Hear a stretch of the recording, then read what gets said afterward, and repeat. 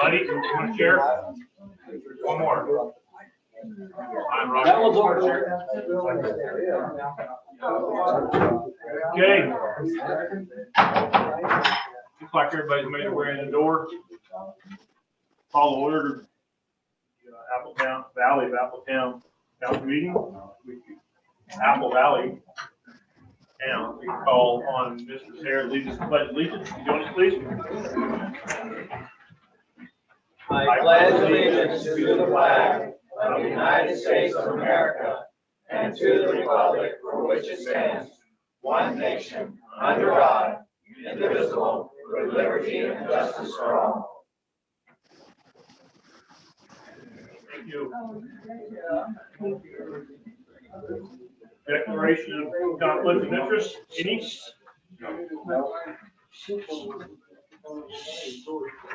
The mayor's town update. We're going to skip some matters up because we don't have anything tonight. We have on our agenda tonight a public comment section that's been moved forward to the front of the meeting that we attempted to do last time without much explanation. We're going to kind of explain what we're trying to do last time.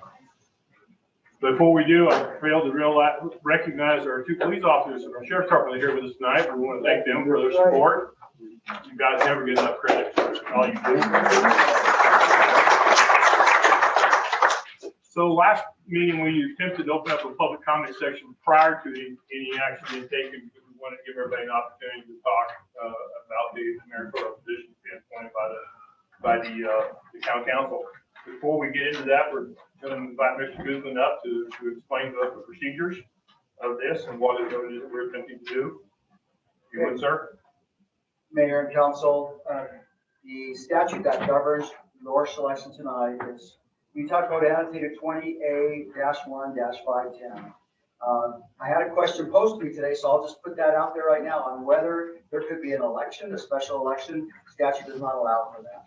However, we will have elections this fall, so it is coming up close, and that'll give the voters an opportunity to decide what the statute says is that you will take applications, which you have done, and that you will then, in an open meeting, that's what you're doing tonight, interview each individual whose name is submitted for consideration and who meets the qualifications for office. That was determined by your town clerk regarding the individual's qualifications. The two individuals having the highest number of votes. So after you do the interviews, the council will take a vote. That vote will be public. Each of you will vote for one person. And the two individuals having the highest number of votes of the municipal legislative body after a first vote is taken shall appear before the body again, and you will vote again. At that time, you can choose, once it's narrowed down to two, you want to have them come up again and speak. You can invite them to do that, or you can choose to take the vote again. That's up to the body. If neither candidate receives a majority vote of the municipal legislative body at that time, the vacancy is filled by lot. Usually that's by a flip of a coin or some game of chance.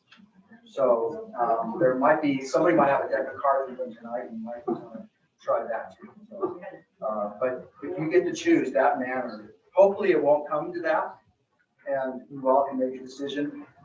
I want to stress that this statute, poorly drafted as it is, for example, if there's two that get one vote, who's the second vote getter? That's something we'll have to look at when that time comes and make a decision, because it's not clear in the statute. But as unclear as the statute is, one thing it is clear about, and that is this is designed to be an open process. There should not be anything other than an open process here for people to have their opportunity to put their name forward as a candidate, to be able to be heard, listened to, and considered by each one of you individually and making your decision.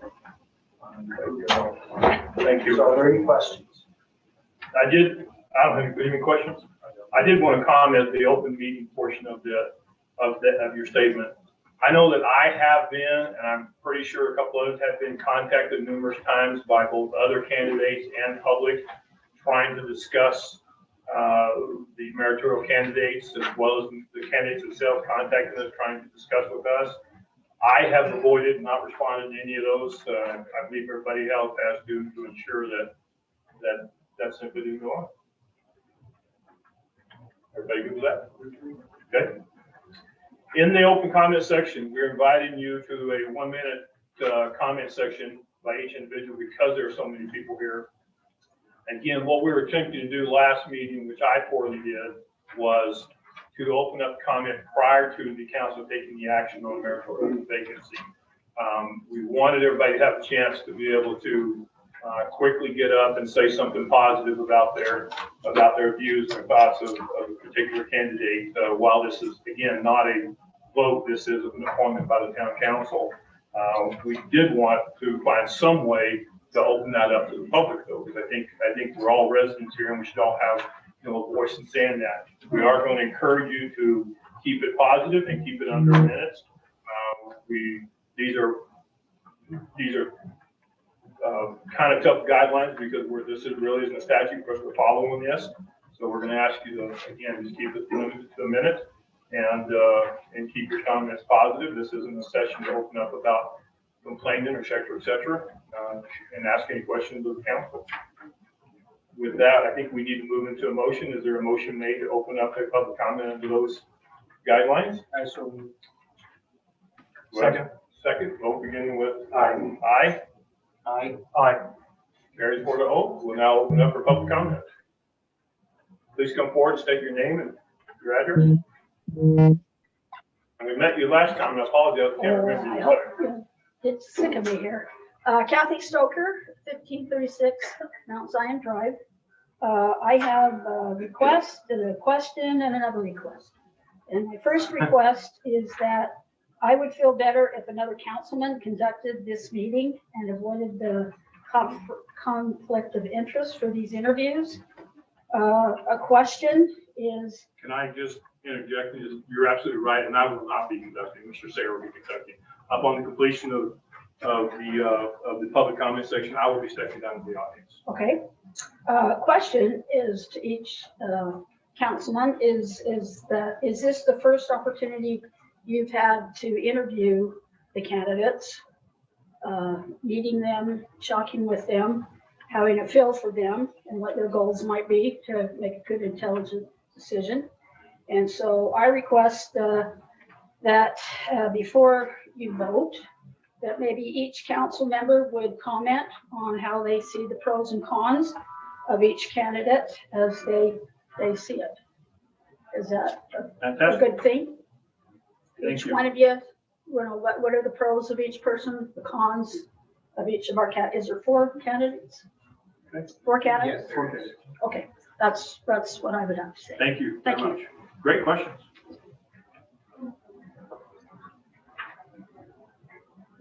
Anybody else?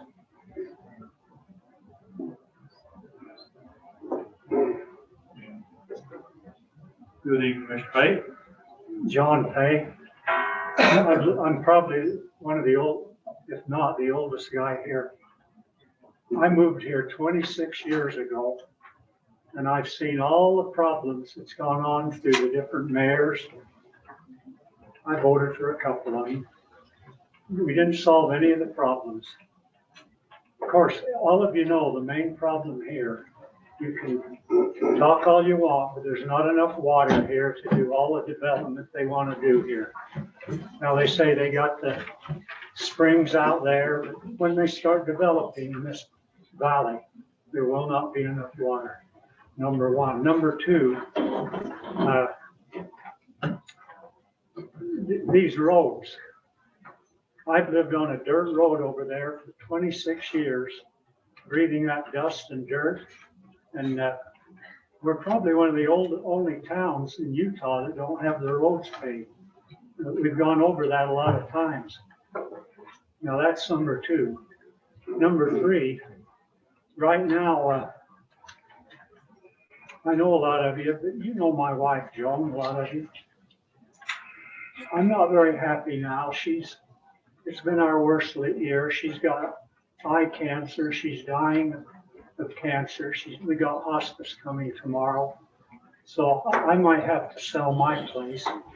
These inflated prices around here that everybody's coming in paying big prices for land. I've lived long enough to go through, see these cycles.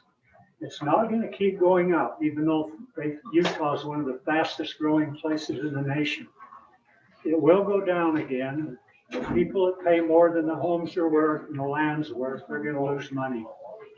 It will go down. Now, a lot of people, everything's always motivated by greed. People want to buy and sell, and several of my neighbors, they've just moved. People have bought their homes because they made a lot of money on them. They've gone way up, so they sold them to make money. But anyway, I hope we can solve the problems and then clean up this town. All the junk cars and trash, and this is one of the most beautiful places in the United States. People should keep their yards beautiful. They should clean up the weeds and the junk. It's not that hard to keep up an acre. I keep up 40 acres. I'm down there weeding all the time, and I'm 82 years old. People that can't keep, and then get rid of all the junk cars that are, the covenants say you can't have junk cars here unless they run.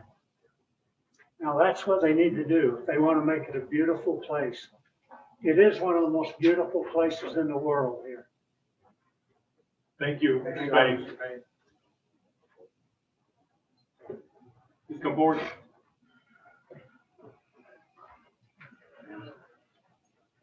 The man with my car. Everybody's car, apparently. Yeah, Rich Cop, 1193 East Dudley. No, actually, 2222 East Ranch Road. I just moved. Yeah, sorry about that. Yeah, separation of church and state has to be paramount in any kind of government. I'm hoping you guys are all friends, you all go to church together. That's great. But separation between religion and politics, it has to be a very thin line there where favoritism doesn't go one way or the other. I'm hoping you guys will vote for the best candidate, whoever that may be. Thank you.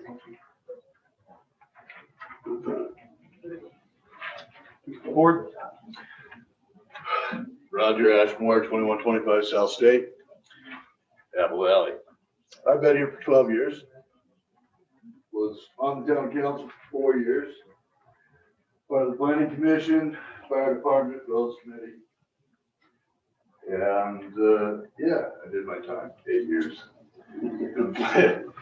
8 years volunteering for this town. One said that they've heard a lot of problems, they've voted a lot of problems. Whatever. Everybody's going to have problems with one person or another. The one thing that I ask you guys to really think about is, do we need a mayor that's going to be a bully or have a heart?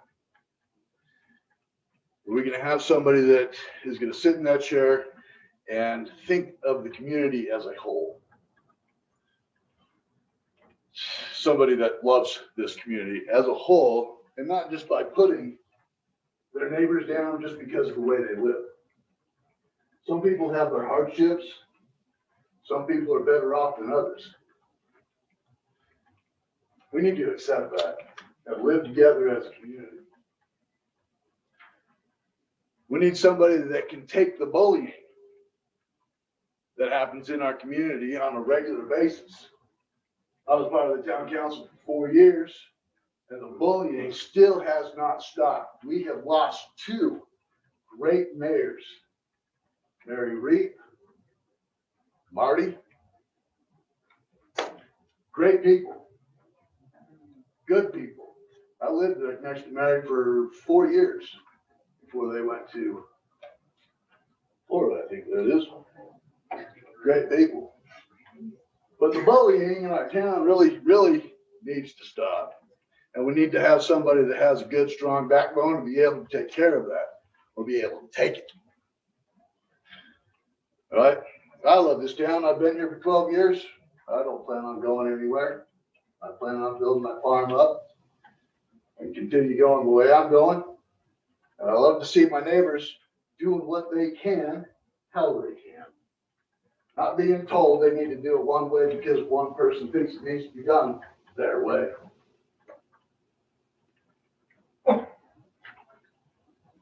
So regardless if you guys are all friends, I believe, I know you, I know you, I know you.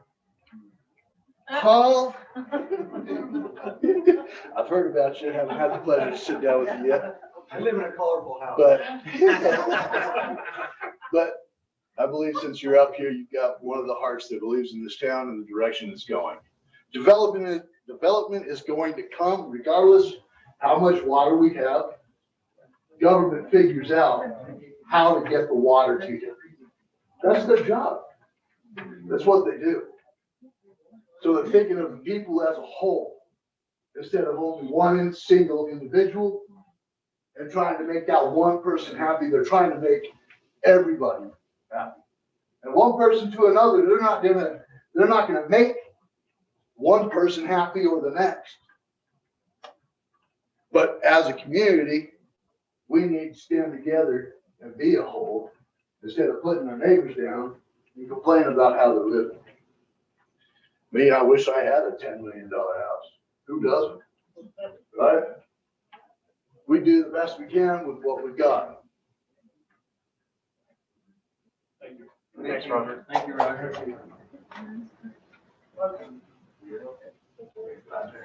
Folks coming in.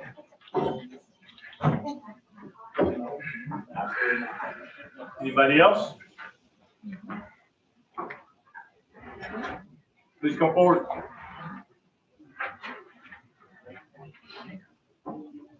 My name is Randy Andreessen. I live at 1021 West Smithsonian Way out there. Professionally, I've been a high school ag teacher, university professor. I've lived rural Utah by choice and design because that's the lifestyle that I like. I like small communities with a set of communal values that are indicative of a rural agricultural-based society. I moved to Apple Valley and retired here for that reason. I hope you gentlemen will look for somebody that can uphold rural Utah agricultural-based set of values and be a community builder, somebody that can unite the diverse factions that we have here, and somebody that has enough of a forward vision to make sure that we can progress to where we want to be and need to be, but hold true to the values that made us a community and the reason why we sought out this environment. So those are my thoughts. Randy. Thank you. Thank you.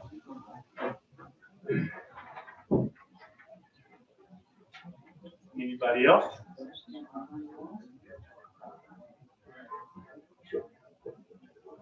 Mr. Campbell, forward. Or Mayor, previous Campbell. Could you come up to the podium, please? Irony of a mayor, right? You gotta get in front of the camera. Gotta get in front of the camera. Oh, sorry. Right. We don't want to.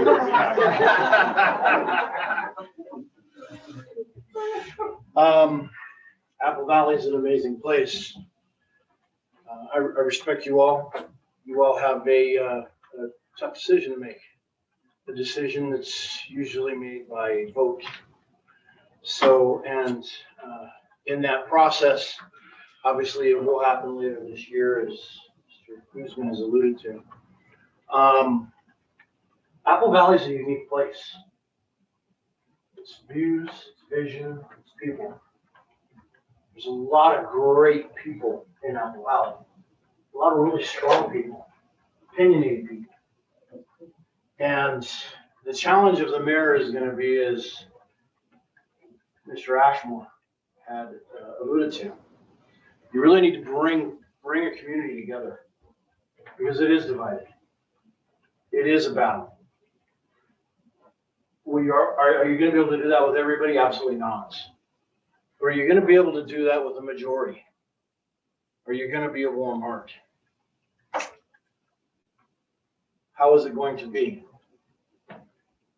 And council, you all have the power to move forward with how this town goes. You are accountable for the mayor. You're accountable with the mayor. Whether that comes to monthly approval of expenditures, whether that comes to budgeting. And I, as others, would just ask of you, please be appropriate. If there's something you don't like, question it. Apple Valley is a great place, a lot of great people. And the tighter you can bring the community with those strong souls, those strong wills, those individuals that are here because they don't want to be manhandled, right? Because that's really why most of us moved out to the community. I know I myself, that's why I moved here. And I would employ everybody in this audience. If you ever have a question, if you ever have a doubt, if you ever have thought, opinion, or something of that nature with an individual, you reach out, you ask, you go to that person. You don't slide behind somebody else. You go straight to them and you ask them. You have the gumption of a good human being with a good heart to get to them and ask. And if you don't like the answer you get,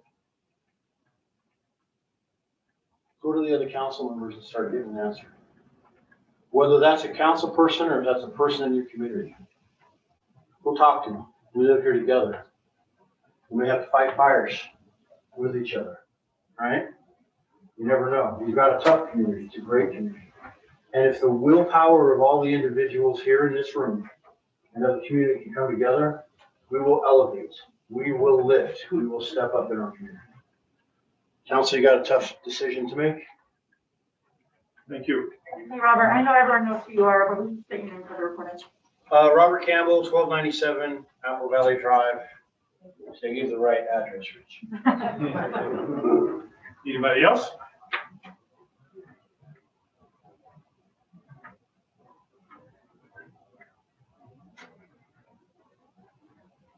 Mike, you're welcome to stand up.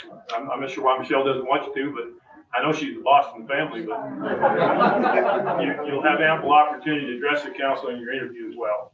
I'd like to thank everybody for attending tonight. And,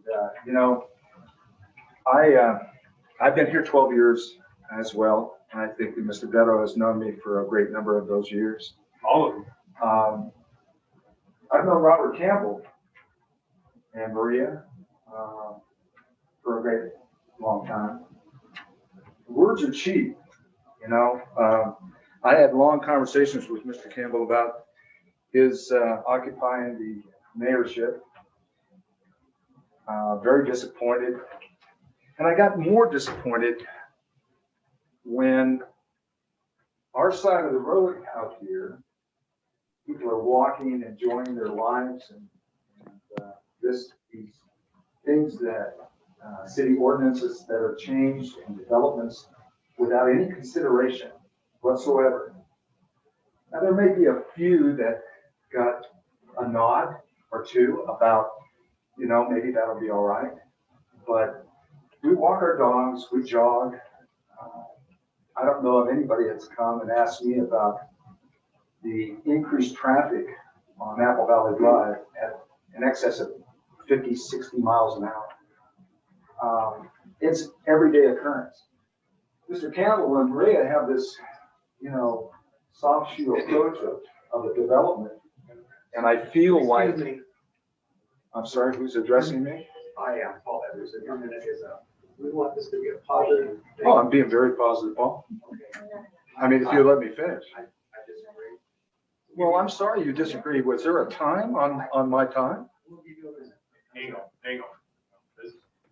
Mike, we just, if you could. Let me conclude. Ladies and gentlemen, this town has been full of cheap words. And the reality is that the citizens of Apple Valley want to take back some legitimacy in our community, then we need to have somebody in that office that is going to care about the citizens and not care so much about development. Sorry, Mike. I need to care about what? I couldn't hear.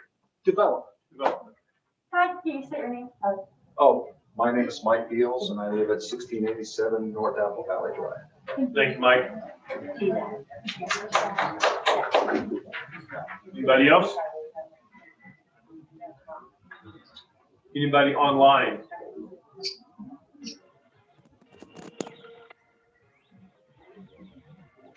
Okay, we'll close the public comment at this point. Thank everybody for the public comments. We appreciate too that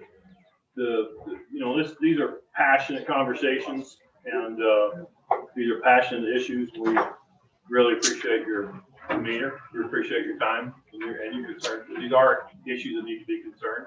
There are two sides to every story. There are two sides to every process, and both sides need to be equally looked at. Both sides need to be equally evaluated. At this time, I'm going to step down out of the seat of the pro tem mayor and join the audience. And we're going to turn the time over to Mr. Sayer, Councilmember Sayer. He'll conduct through the mayoral position. Thank you. Mayor, you do not have a mayor pro tem right now to serve in your stead, so I would ask the council to take a vote on who will appoint to direct the meeting. Good point. Okay. We need a pro tem mayor to act. We have a motion I'd like to make a motion to appoint Mr. Sayer as the temporary pro tem mayor. I'll second that. Vote beginning with Paul. Aye. Aye. Aye. Nay. I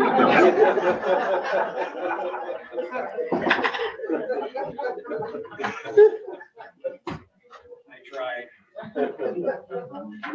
All right. Just real quick before we get started.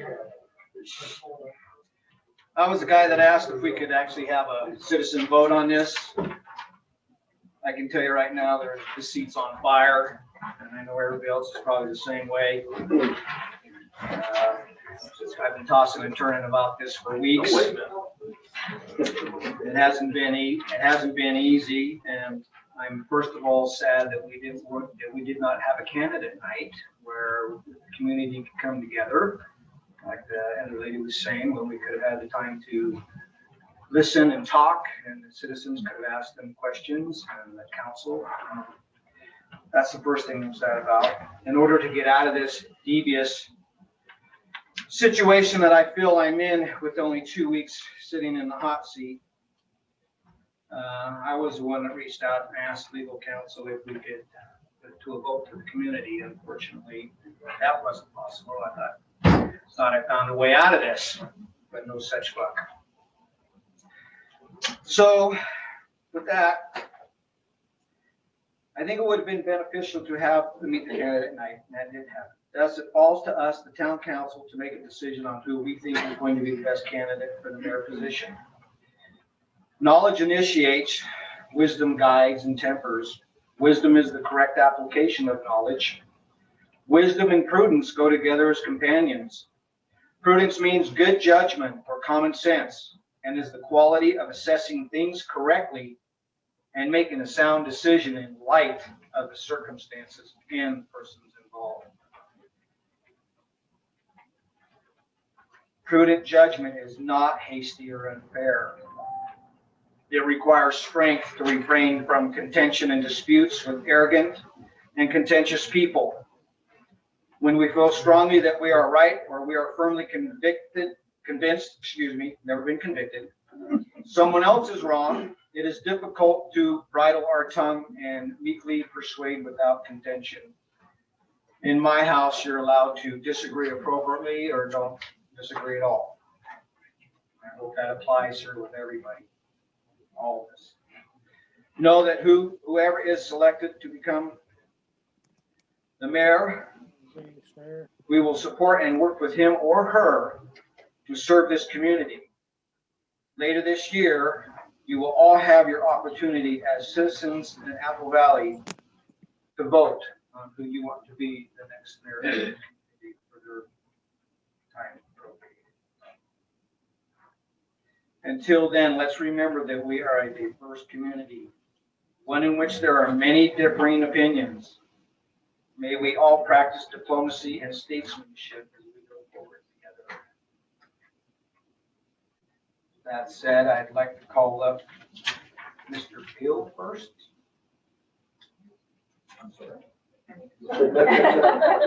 Were you listening to my speech? I was. Okay. What was the last word I said? Do I face this direction? Yes. Okay. If you give me just 1 minute. Sure. And I have a few questions for you, and then you may tidy it up at the end of what you'd like to add to it, okay? So, in your personal view, why would you like to be the mayor of Apple Valley?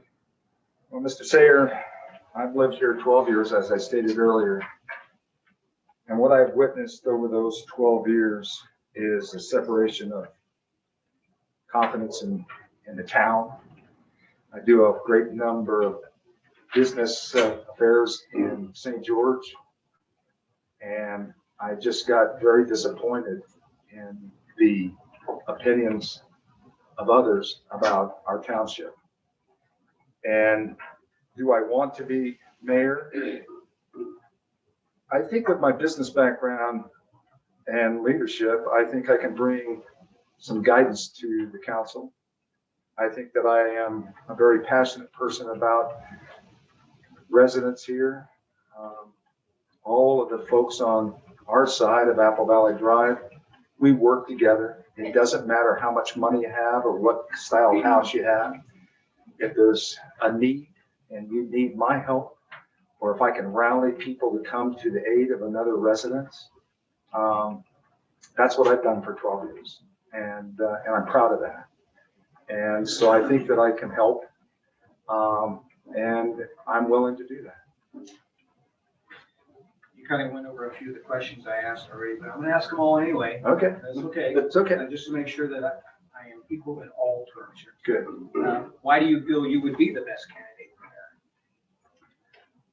I believe that my business experience has given me a great insight to not being overly excited about opportunities, but evaluating those opportunities on an equal basis.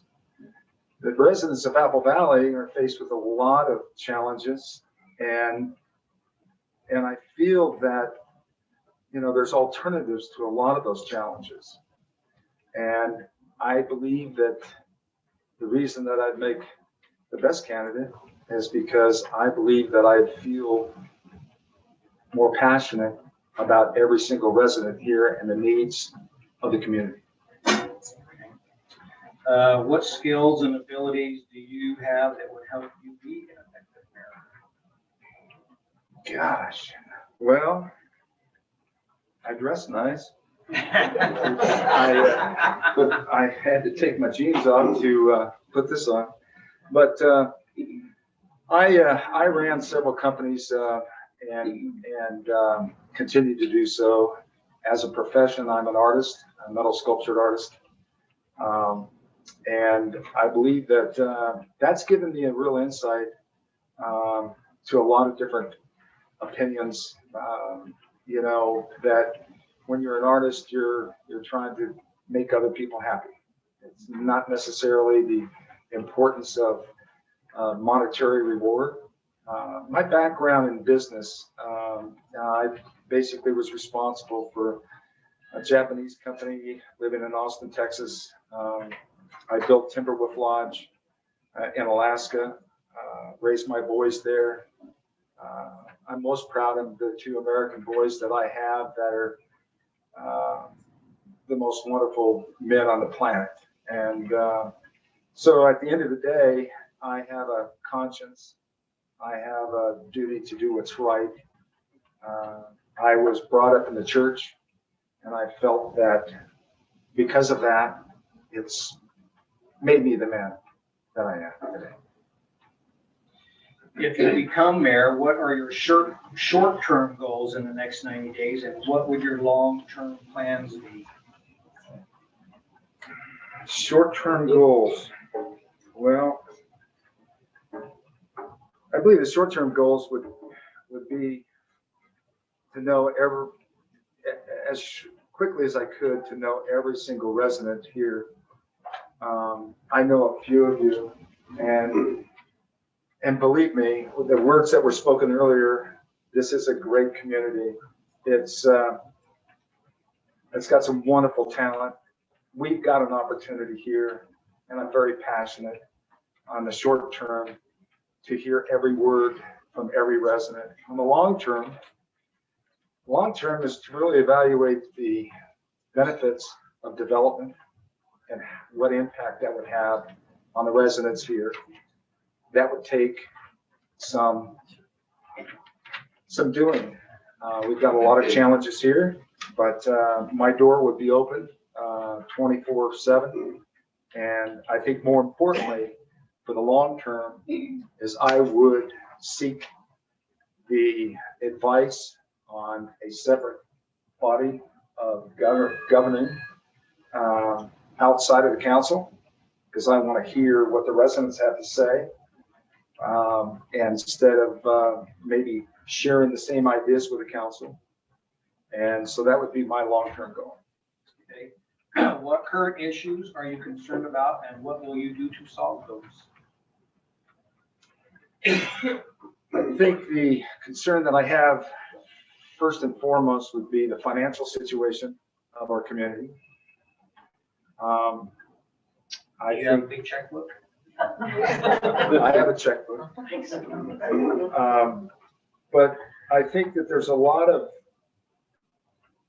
opportunities to bring business here, with the belief that we and the council, the community and the council are all in sync.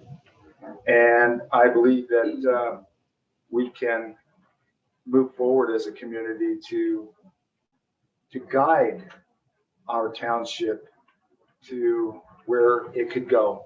The vision that I have is not anywhere different than I'm sure many of you have. And I think that we need to set back, think about what we're doing, take a logical approach to it.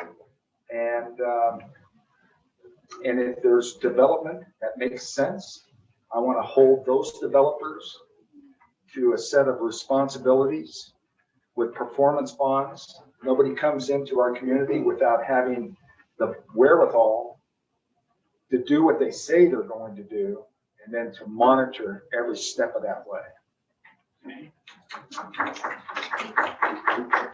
Thank you. What is one personal challenge you see yourself dealing with as mayor, and how will you overcome that? Overcome a challenge, you have to understand what the challenge is. And I think, and I believe that by communicating on a daily, weekly, monthly basis, you're not going to be able to solve all the problems. But I believe that if you understand them, you're able to address them one at a time. And I'm the kind of guy that takes one problem at a time and I fix it. And that's the way that I would address my position with the city or the township of Apple Valley. What is your plan to unify the SSD, water department, the fire department, and the town council? Well, I'll just say that, I think that our fire department is first and foremost. All of our utilities, the water department challenged. I can't speak to that right now because I haven't really gotten into the middle of the water department. I've heard a number of things. I spoke in depth with Evan Brown when he was in our community. We know some challenges there with the water department. We know that everything seems to be solved with a checkbook, but I do believe that we have to take one step at a time, and I would address it again the same way. The challenges are, everybody knows we have a water department, we have problems, we have a fire department under budget, we have a lot of things that need revenue, and I believe that once I get into it, I think that I'll come up with solutions that I'll present to the community. That makes sense. Okay. I'm going to throw this one out there. You can answer it if you want, but I believe you already did in your first opening statement, but I'll share it with you anyway because I want to share it with everyone. How have you served in this community? How have I served? Oh, gosh. Well, I believe that I've been a voice for a great number of people. I travel throughout the community on a regular basis. I have been in meetings about the problems with the city. I've kind of taken a step back from being a namesayer, person that wants to talk about things in backroom doors or rooms. I don't have time with that sort of thing. And I believe that there's dozens and dozens of people out here. And Robert Campbell and his wife Maria have known me for a great deal of time. And Mr. Beto has known me, and so have you. And I know that the general opinion would be that if anybody had anything that I could help them with, I was a phone call away. My door has always been open. And so I think that that's the best that a resident can do. I just have a couple more here for you and then move on. Okay. Thank you for your time so far. How do you feel about growth in the community? Growth? Yes. Well, growth is a interesting topic.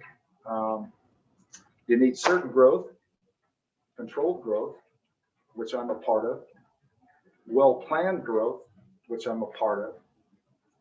And I'm not one that just because it looks good on paper may be the answer to the problems that the community has. So I would say that I'm more conservative when it comes to the growth of Apple Valley, but not with, you've got to keep the eye on the opportunities. Those opportunities come about.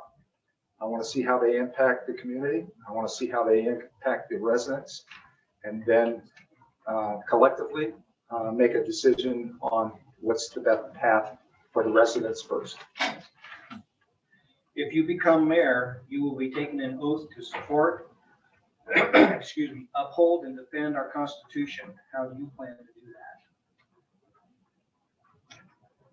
Well, you know, my family raised me. My parents always said, transparency is very easy. Just tell the truth. That's what you got to do. Just tell the truth. And so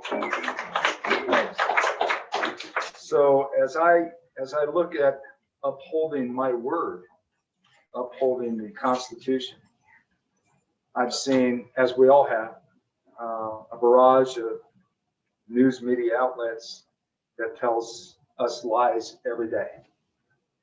And I think that we as a nation are divided because of it. If we don't have leaders with leadership that is going to be transparent and truthful, that's where the problems are going to lie. And I don't care if it's one of you council members. You know, I'm not going to tolerate, if I was mayor, to have insubordination and or dishonesty behind that wall. Got one last one. Yes, sir. Government is designed to protect our natural and inalienable rights. How will you protect these rights? Land rights is a very important aspect. Eminent domain has been rampant throughout the United States. When a city feels that they have a need, they make that happen through legal means. And I believe that the rights of an individual that owns a piece of property is their right. They purchased that property, and I'm 100% supportive of that. And when it becomes necessary, I believe that there's an answer to a situation that if the city needs to have things done a certain way, then it needs to be brought to the residents and not pushed through as a convenience. Thank you, council members.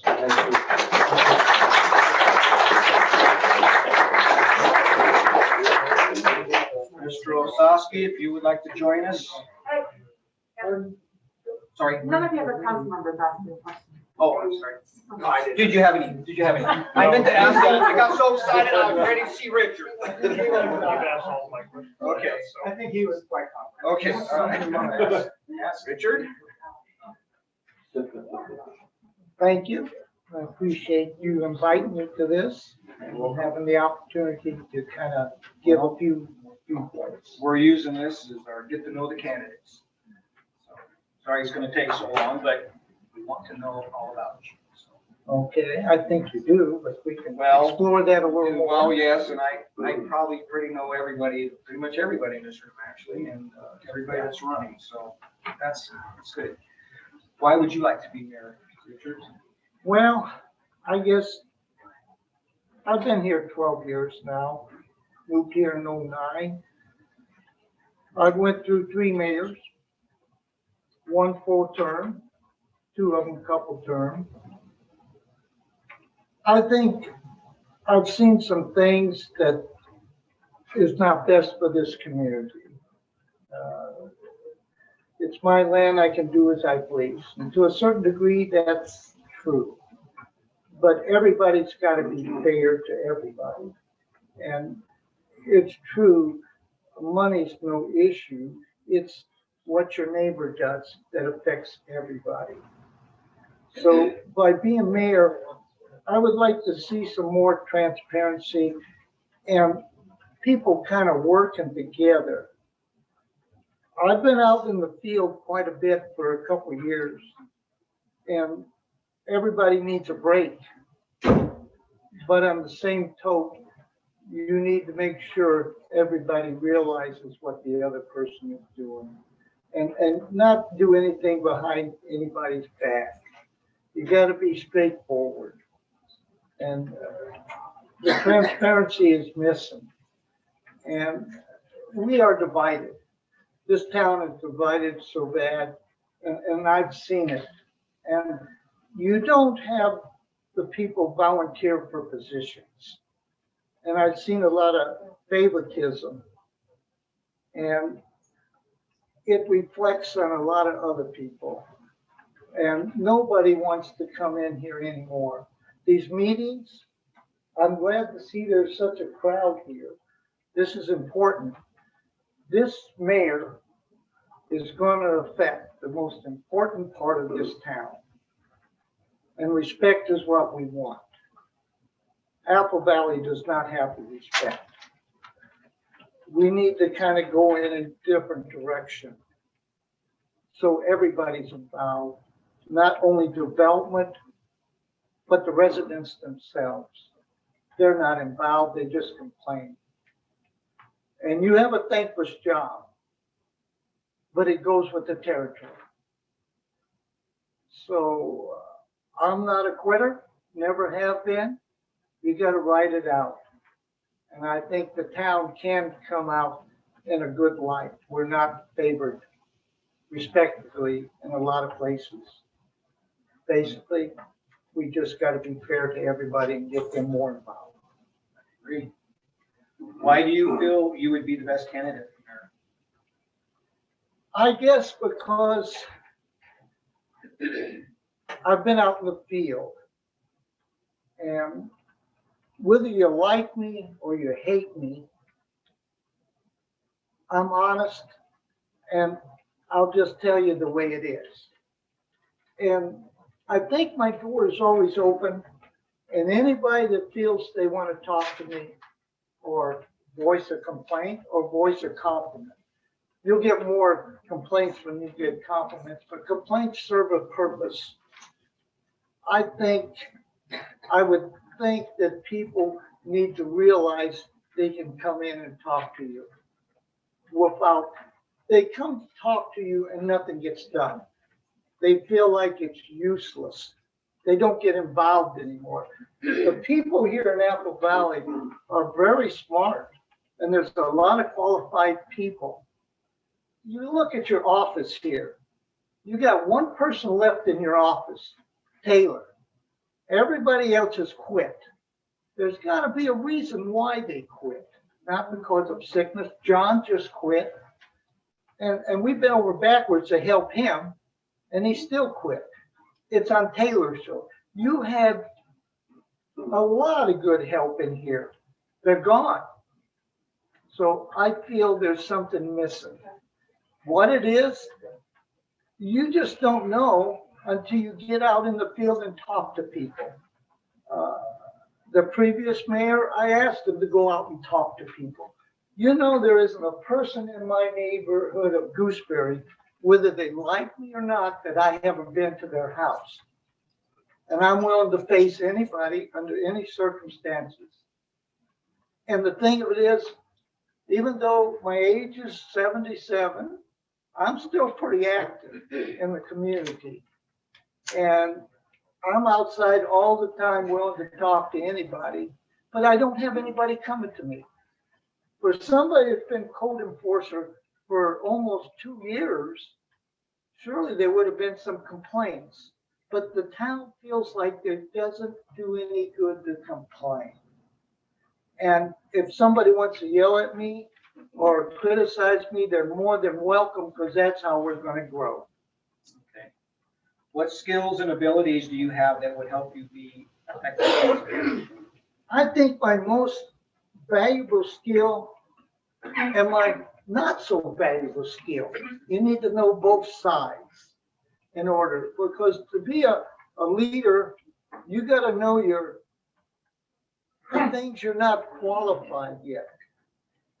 But you can have the knowledgeable people to back you up. My most skill is a person, is a like people person, an average Joe. I believe in going to anybody I figure has a problem and giving them a break and saying, well, if there's a violation, ask more. He knows me. You give everybody a break and you give them some time.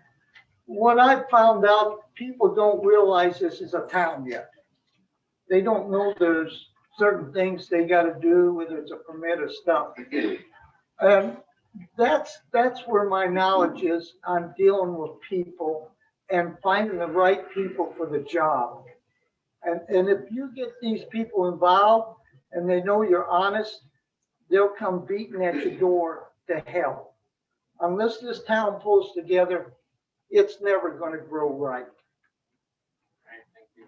If you become mayor, what are your short-term goals in the next 90 days, and what are your long-term plans? Short-term goals and long-term. Short-term goals and and long-term. long-term plans. I think on a short-term goal, you got to have a door open to have the people come in here and voice their concerns. Nobody in here knows what these people want. Have you asked them what they want? And who are you dealing with right now? You're dealing with the residents. That's the first people you got to go to, and not development. I think the short term is do something like John Pay.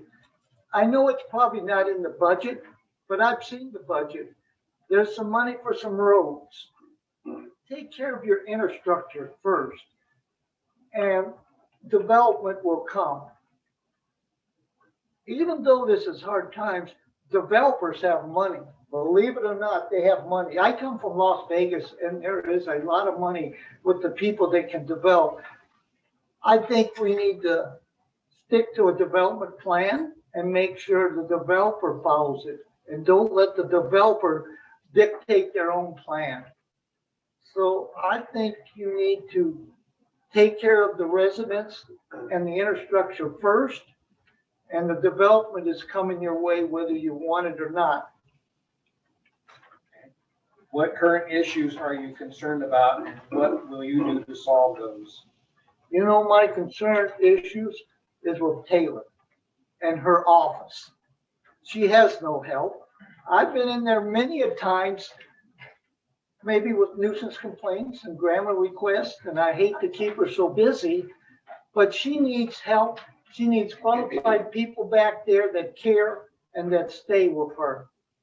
And once you get the correct people, and there's a lot of good people out here that has a lot of good knowledge that's just going to waste. Retired people move here. If you can back her up and back the office up, I believe the long-term goals will work themselves out with the qualified people you have in the back room. What is one personal challenge you see yourself dealing with as mayor? The one challenge, And how will you overcome it? that's a difficult one. The one challenge may be the town council and the planning commission. If you don't work together. I like that honest answer. That was good. We're just not in sync. I don't know why we're not in sync. We're just not honest with each other, you know? To solve the problem, you need to have the planning commission and the town council and the mayor work harder. I'm saying they need to carry the burden. They need to do the research. They need to put the time into it. You know, when I was code enforcer, retired, no money, no nothing. It was a 24/7 job. I've been out at midnight on people that wanted. I've had the sheriff department call me and say, go check on that barking dog. It's just that we don't have the dedication, you know, and I'm not criticizing anybody, but I'm willing to give 110% of my time towards it. And people have businesses, people have, you know, things to take care of. They know they need to survive. Michelle did a lot of the research. I sat in that back office when Michelle would do the research for whether it was the planning commission or the town council.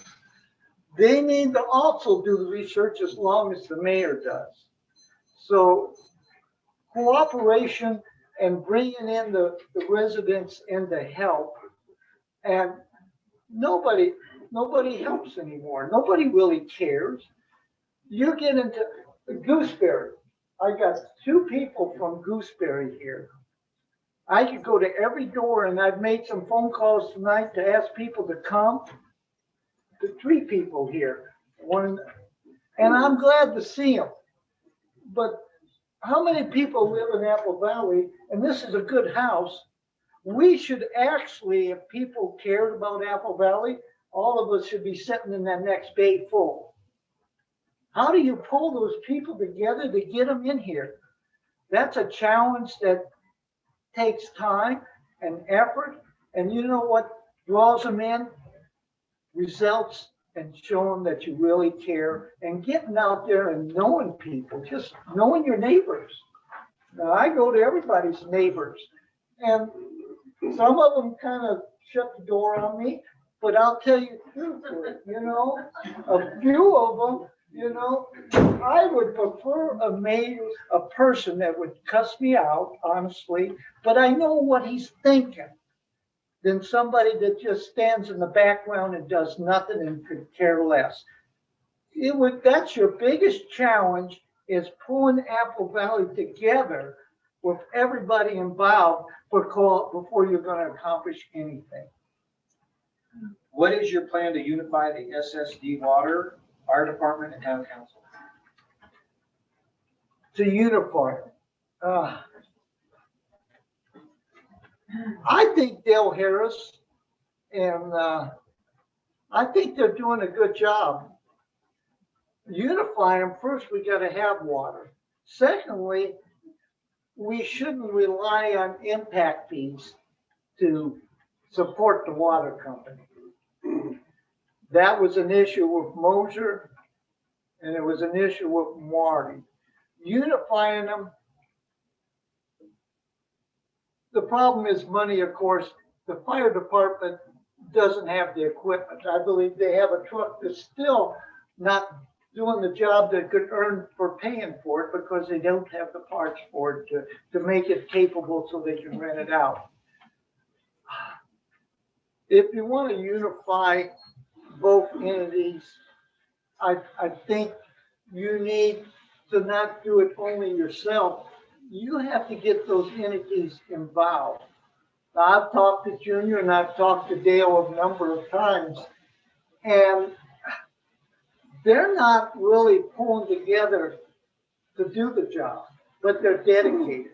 Junior is super dedicated, and so is Dale Harris. I think they are fairly, I think they're working together closely enough to where if we could maybe work on the grants, work on the money issue, get them the equipment. Water is going to kill Apple Valley. We don't have, personally, we don't have the water to supply the development at this stage. And you've got some pretty big developments you're talking about. Desert Rose, you know, it's just, I think we're getting ahead of ourselves. You know, it's like putting the cart ahead of the horse. You need to have everything analyzed before you take that big step and bring in all that development. And you need to have the developers, I believe, pay for more, whether retention pond or whether it's infrastructure. You know, it's turning into a mess. And this economy is in dire need because look at your gas prices. Look at your lumber prices. That's going to affect a lot of homes. So I don't think it's going to work as quick as you think. How have you served this community? How would I serve this committee? How have you served this community? And I know it's been a lot.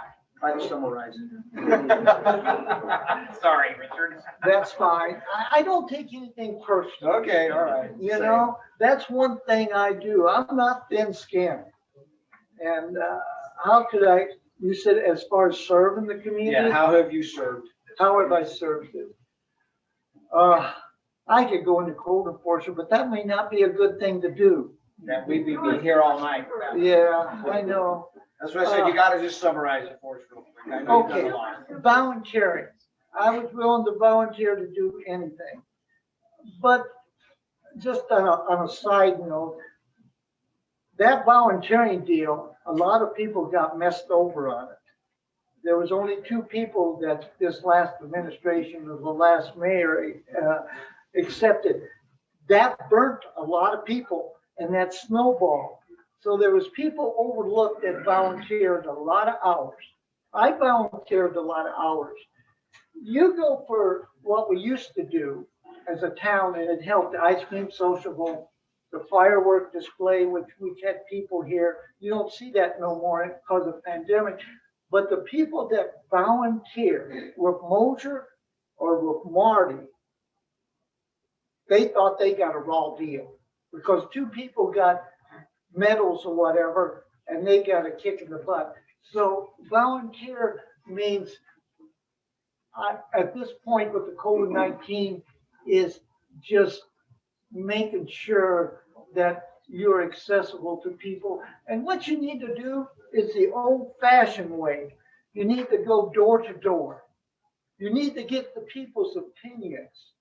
And I can name a lot of people that I've went to and they have not heard from the town. And, you know, and I wrote people up and they want to know why. And you give them time and they got a completely different outlook of why this town does not communicate with its residents, I feel. Okay. How do you feel about growth in the community? We've just got 2 questions left after this, so. Well, I was hoping for a few more. I could add lib a few if you want. How do I feel about growth? We gotta have development. You know, like I said, I come from Vegas, and Vegas said they were out of water 50 years ago, and they're still growing like crazy. Growth has gotta happen. And growth also a tax base, an impact fee. It's gotta feed this town. But I think you gotta, you gotta squeeze the developers a little more. I've seen developers here that got a free pass. And they didn't have to follow their development program, their own development program.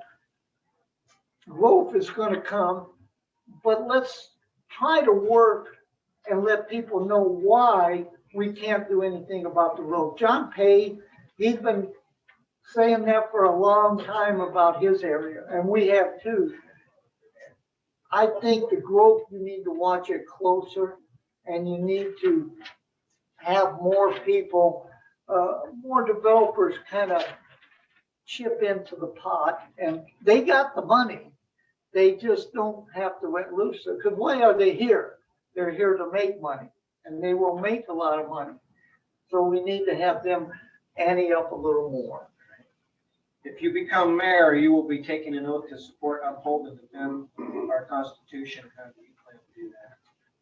The Constitution, I think fairness is the main thing for our Constitution.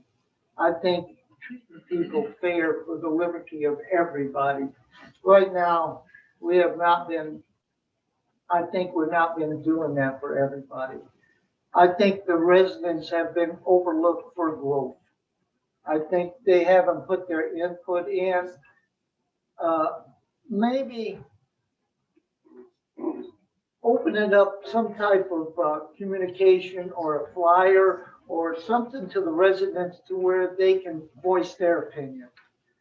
I get so many people saying, what's the use of coming down here? And they get disgusted and discouraged. You need to have the door open, or if the door ain't open, you have to go to them and explain or have them explain to you what's going wrong with the town. Input is a big difference. All right, thank you. Government is designed to protect our natural and inalienable rights. How we protect these rights? The rights, I think this town of Apple Valley, rights is something that's wrote down. I believe the rights were stamped on this last administration. And by saying that the rights have been done, every code I wrote up, every violation I wrote up, and it was a fair violation. These officers know it. I've called them. I can give you example after example that they were changed. And they were not changed in a good way. And the people in the codes were changed. What will you do to protect those rights then? I wish the difference between Mosher and this administration, Mosher left the rights alone, left the codes alone, but he used them as a weapon. And I was an example of that. Mari, what he did with the rights, he weakened all the rights. Everything I wrote up, he changed. And I think if we would have left them alone, we could have worked with them. The rights of others, if it's written down and it's fair, because you gotta have rights for growth. So if you weaken some rights, you won't have the growth because people are moving out. I know 4 families that's moving. You got a lot of them moving in, but these people that are moving in, they really don't care about Apple Valley's policy. So let's make the codes right for everybody and be upfront about it. Because I didn't know, I talked to Del Bettles. What I didn't know, I said, well, you gotta have a permit to have a bunch of trailers parked on your property. I didn't know that was changed. It was changed. It used to be, and now you can park as many trailers as you want on your property, and you don't need a permit for it. Those have upset a lot of people. So you've stepped on other people's rights to take care of one person, and now you got everybody pissed at you. You got that person pissed at you that's got the trailers, and you got the other people pissed at you because you brought them on. You're in the middle, and you're the only people that can solve those problems. All right, thank you, Mr. Osowski.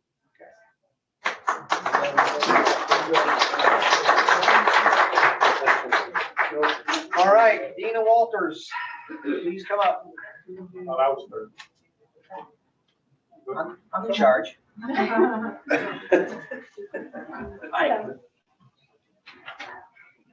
So,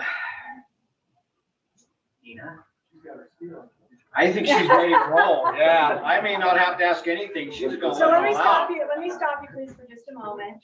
My legal name is Dina Mason Walters, but when I married this gentleman 25 years ago, when he would get upset with me, he would say, Mason. And apparently he got upset with me so many times that he just started calling me Mason. So if you don't mind, in my professional world, I'll call you I am Mason. known as Mason. Mason. My family refuses to call me Mason. So there we go. Thank Well, you. we will address you as Mason Walters for your husband. Thank you. Okay, why do you want to become mayor? I agree with the sentiments of the residents that I've heard. About 6 months ago, I started hearing messages about the division in our country. And I felt very strongly that I, as a citizen of this country, no longer had any say in Washington. That's pretty much true. Absolutely. I agree with you. And even the people that I elected to go serve in Washington, they weren't protecting my rights. I looked at it as the only place that we have any real influence is in our local government. And that is where we live. You are correct. That is where our families live. That is where we have invested our time and energy. And that's where we want to stay. So I decided that I needed to protect what I have. And in doing so, I will ultimately protect what we all have by serving in local government. Why do you feel you would be the best candidate for mayor? As I was sitting here listening to everyone talk, I agreed with just about everything they said. So what differentiates me from the two candidates you've already heard? It's my experience. My experience of managing what is in essence a small town. I have to deal with road issues. I have a large sewer system. I have employees. I have residents because I have 40,000 tourists and visitors that stay at my resort every year. Some of them stay for a day, 3 days, 7 days, some stay for 5 months. And so the issues that they have, I have to address just like I will in a town. I have to have a fiscal budget every year. In fact, my fiscal budget exceeds the town's budget. I have to make money and be profitable and succeed for the owners that I answer to. I have to be responsible to the guests in terms of their expectations. Trust me, I have addressed many complaints. I do have a thick skin. Sorry. I do have a thick skin, but at the same time, I have to be able to see things from their perspective. I know as a business operator, a business manager, my perspective, but I have to see it from their perspective as well. And then manage their expectations, compromise sometimes, and then sometimes stand my ground because right is just right. And it's just what has to be done. So because of my experience running what is in essence a small town, I know that I can operate as mayor of Apple Valley. Thank you. What characteristics do you think someone needs to be successful in this position? First and foremost, you have to have accountability. You have to be accountable to the residents of Apple Valley. You have to have honesty, integrity, and respect for others. I've heard comments tonight where residents feel like they are not respected, multiple comments where they feel like they are not respected.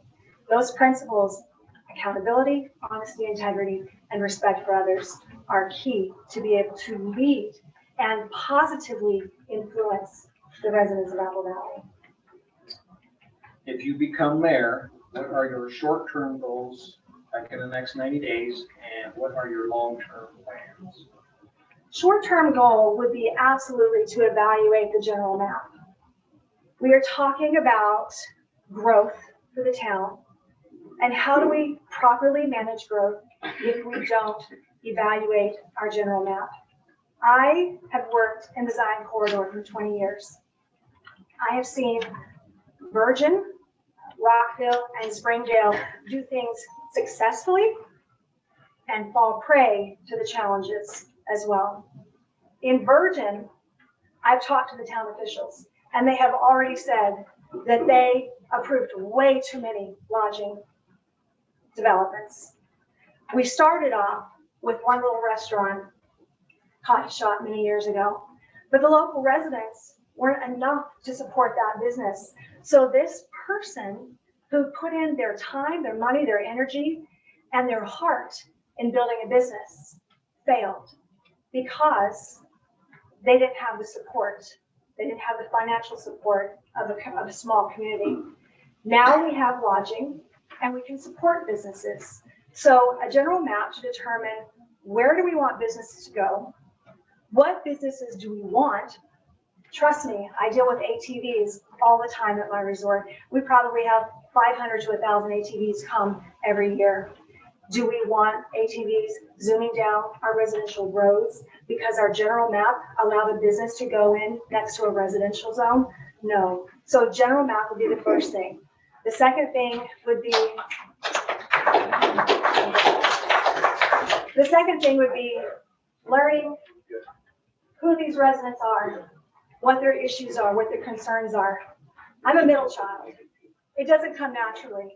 The older children, the younger children, they all play together. I'm a middle child. I entertain myself. It's not in my comfort zone to go out and put myself out there necessarily, but I will. I will put myself out there every day to learn the people of this community so that I can represent them. Those are the two things I'm going to do first. Long-term goals will be to improve our perception in the county, in the state. Perception is everything. In my business, I draw tourists, I draw visitors to my business. I draw 40,000 visitors to my business because I have created the perception that this is where they want to come. So improving our perception. When I've looked over articles about Apple Valley in preparation for this, you know it, I know it, they know it. Most of the articles about Apple Valley have a negative tone. I need to improve our perception. I'm going to attend every single county meeting, every single mayoral meeting, so that I can represent Apple Valley positively. When I improve that perception, the right businesses will come here. Residents will want to come here because if we don't have growth, we will die. And we will have created the town that we want. What current issues are you concerned about, and what will you do to solve those? I don't mean to be a broken record, but I'm concerned about water. Amen. I'm sorry, but we are in an exceptional drought. We moved beyond extreme to exceptional. The governor has issued a state of emergency. And not only do we have to worry about drought and water, but because our ground is now so dry and water is not seeping in, if we get a fire, if we get a forest fire, a wildland fire, we are all in danger. Look around us. There is brush everywhere. I live up on that hill. One of my greatest concerns, because you know how fire works, it whooshes right up. That's one of my greatest concerns. So water is a concern and fire is a concern. I don't mean to jump ahead, but maybe we can consolidate. We can do two right, throw them All right right, together great. there, yep. How do we support the SSD and the fire department? One, and most importantly, we give them the respect that they deserve for the job that they are doing. Absolutely. We have people who are giving their time and energy to make sure we are getting grants on our behalf. Dale, he knows what he's doing, but he needs support. He needs support from you. Please do not tell him to curb his rhetoric when he tells you or the town that we are in trouble in our water. The fire department, they need equipment. They don't need expensive equipment. They need equipment that works. Budgeting $600,000 for a brand new fire truck is not necessary. We can get a fire truck for much less, and we can get it now. So give them the equipment that they need. It doesn't have to be the most expensive. Give them the respect that they need, and then listen to them when they tell you through their experience, years of experience, what is going on in our town.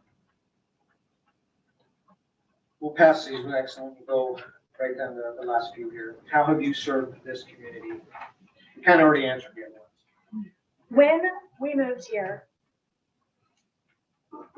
obviously because of Black Hawk's experience as a firefighter, he was immediately drawn to the fire department. And because my husband was immediately drawn to the fire department, I was also assigned a job, which I did. I was a secretary for the SSD. I don't know how many of you have lived here for 20 plus years. And if you remember those meetings, they were quite controversial. Quite controversial. People would bring weapons to the meetings. Lines were literally drawn in the sand. I was here through those. Yes. So I served as a secretary. In doing so, like Taylor, I did exactly what Taylor is doing, except I'm sorry to say, I wrote it with a pencil and a pen and a paper. Currently, I serve as the treasurer for the Apple Valley Republican Party. 2 weeks ago, I had the honor of attending the Republican caucus. And I'm sorry, I'm going to do it again. I'm going to jump into another question. I had the honor of attending the Republican caucus. And we all stood and we vowed to protect the Constitution. How do we protect the Constitution? The very first principle of the Constitution is that the power of government is through the people. So how will I protect the Constitution in Apple Valley? I will listen to the people. They will have a voice. They will be heard. If I cannot fulfill your needs, I will be honest. I will tell you I cannot. If the codes do not permit me to take care of your needs and concerns, we will address the codes. If they don't serve the people, they should be changed. But we won't change them to serve one. We will change them to serve the community at large. My rights should never supersede your rights, and your rights should never supersede my rights. That's how I uphold the Constitution.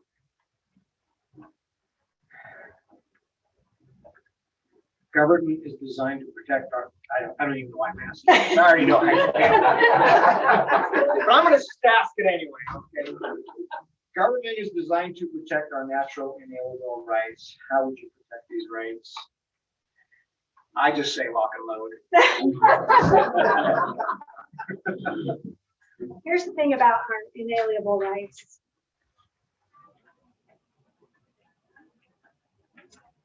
I believe that if you teach people good principles, they can govern themselves. So I would be an example of good principles. You will see me every day honoring those principles that I tell you are important to me. And in doing so, you're going to want to help your community. You're going to want to help your neighbor. We will draw people together. I hear people say, and just recently, how do we change the hearts and minds of people? They don't want to participate. Neighbors don't want to support neighbors. Well, it starts with your leader. I will be an example of good principles. I will be an example I will be an example of good neighbor. I will be honest, you didn't ask this question, and so I didn't have an opportunity to answer it. I'll go ahead and answer it. What is going to be one of my biggest challenges? Currently, I work. I'm general manager of a resort. I work full-time. I work a lot. That was my question. I work a lot. I skipped that, sorry about that. But Mr. McLaughlin, what I'm going to tell you is I am all in. I'm all in this community because of the conviction that I have. And I am sorry if it sounds newfounded, but I hope that I can inspire my neighbors that you can have a newfound conviction to support your community. And in doing so, we will be able to draw each other together and create the community we deserve. You're welcome.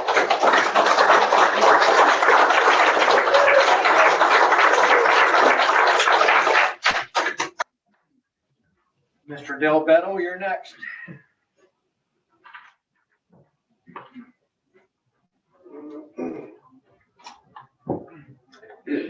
Why do you want to become mayor? Mason? After listening to Mason, I'm sure I want to. I'm serious. My wife and I lived up here before. We saw our home in like 2012, and we just moved back here a couple years ago. And I made a statement to Mayor Lisenby. And I made the same statement to Mr. Osowski here just a couple weeks ago. It's unfortunate that we can't take these four candidates and pluck and mold our own perfect mayor. But we can't.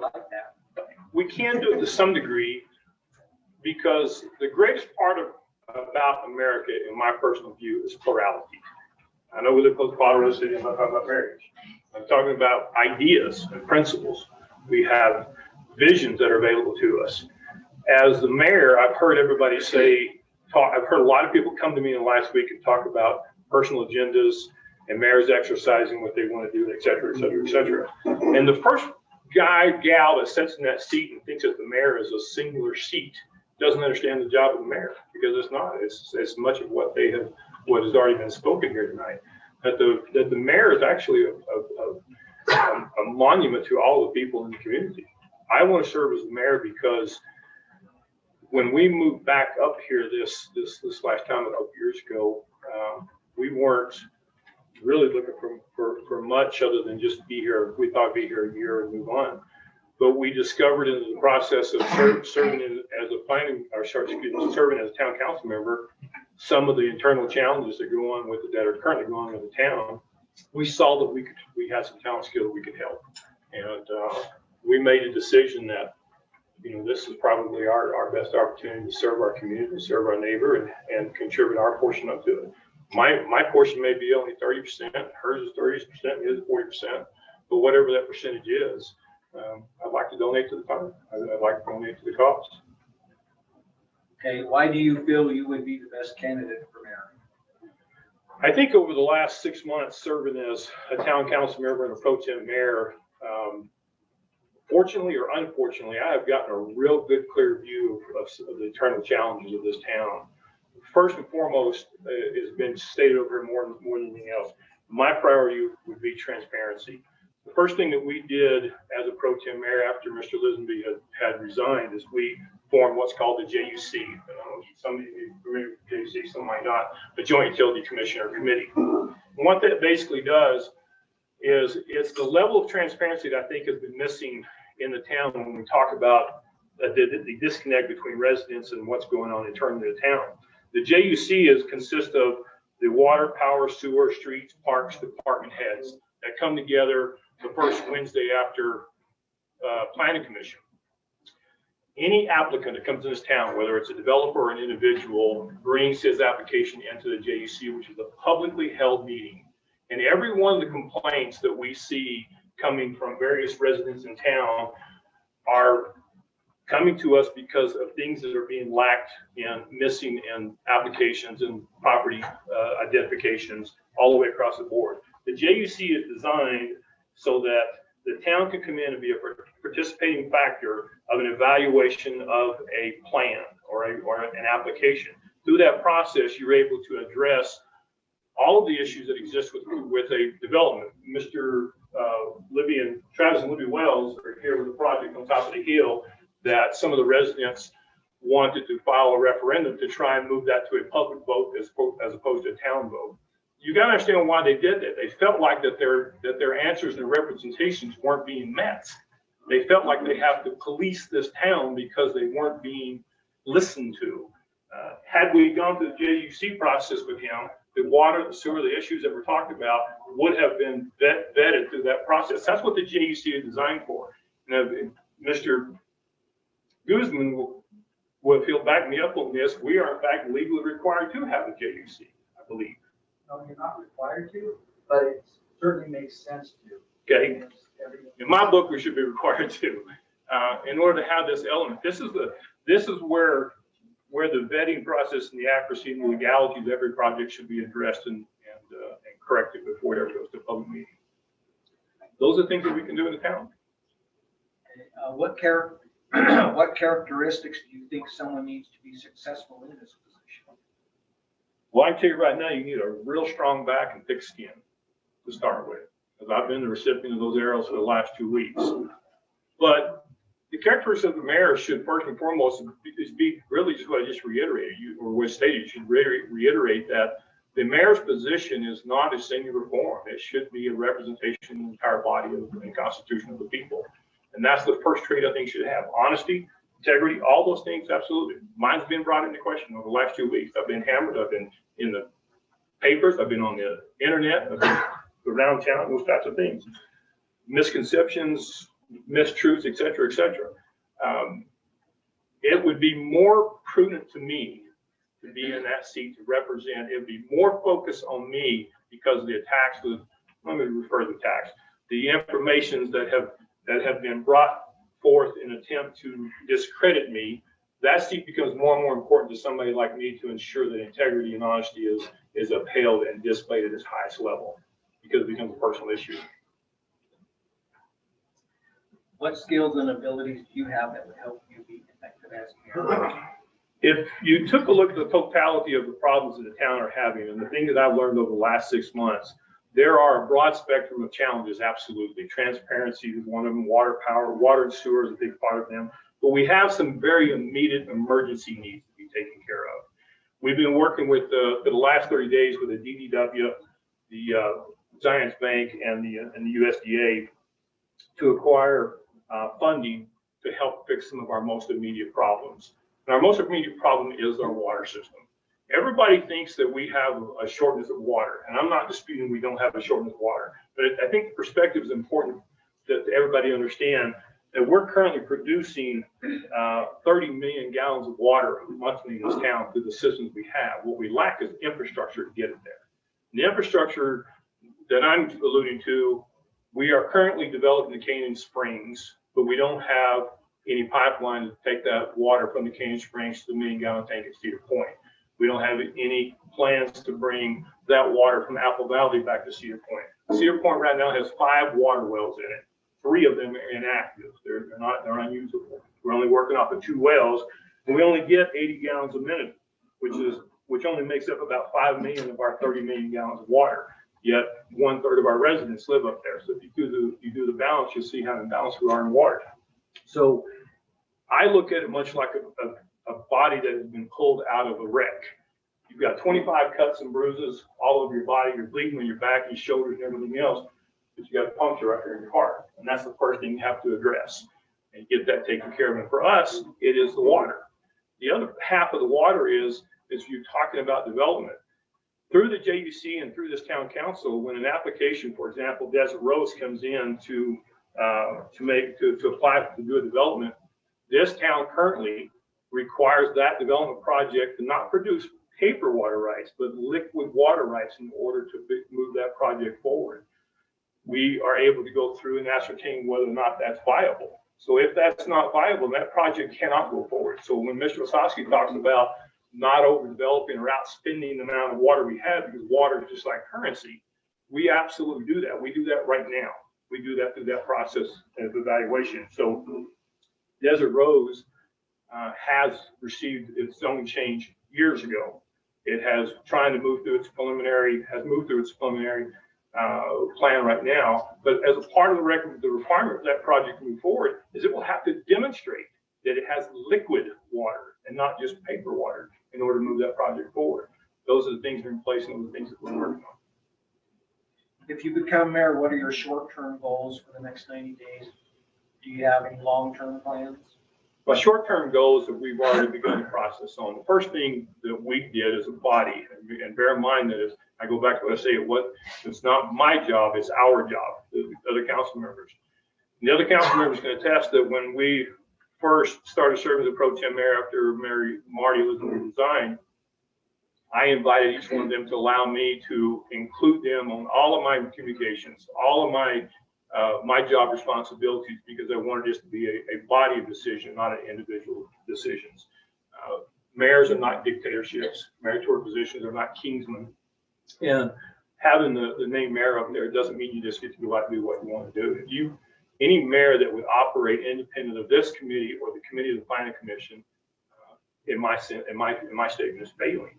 So the immediate goals that this body has wanted to work on, first and foremost, was things like getting the road potholes, fixing the road. Now we've got everything fixed over here, but we haven't gotten over in where Mr. Fields lives.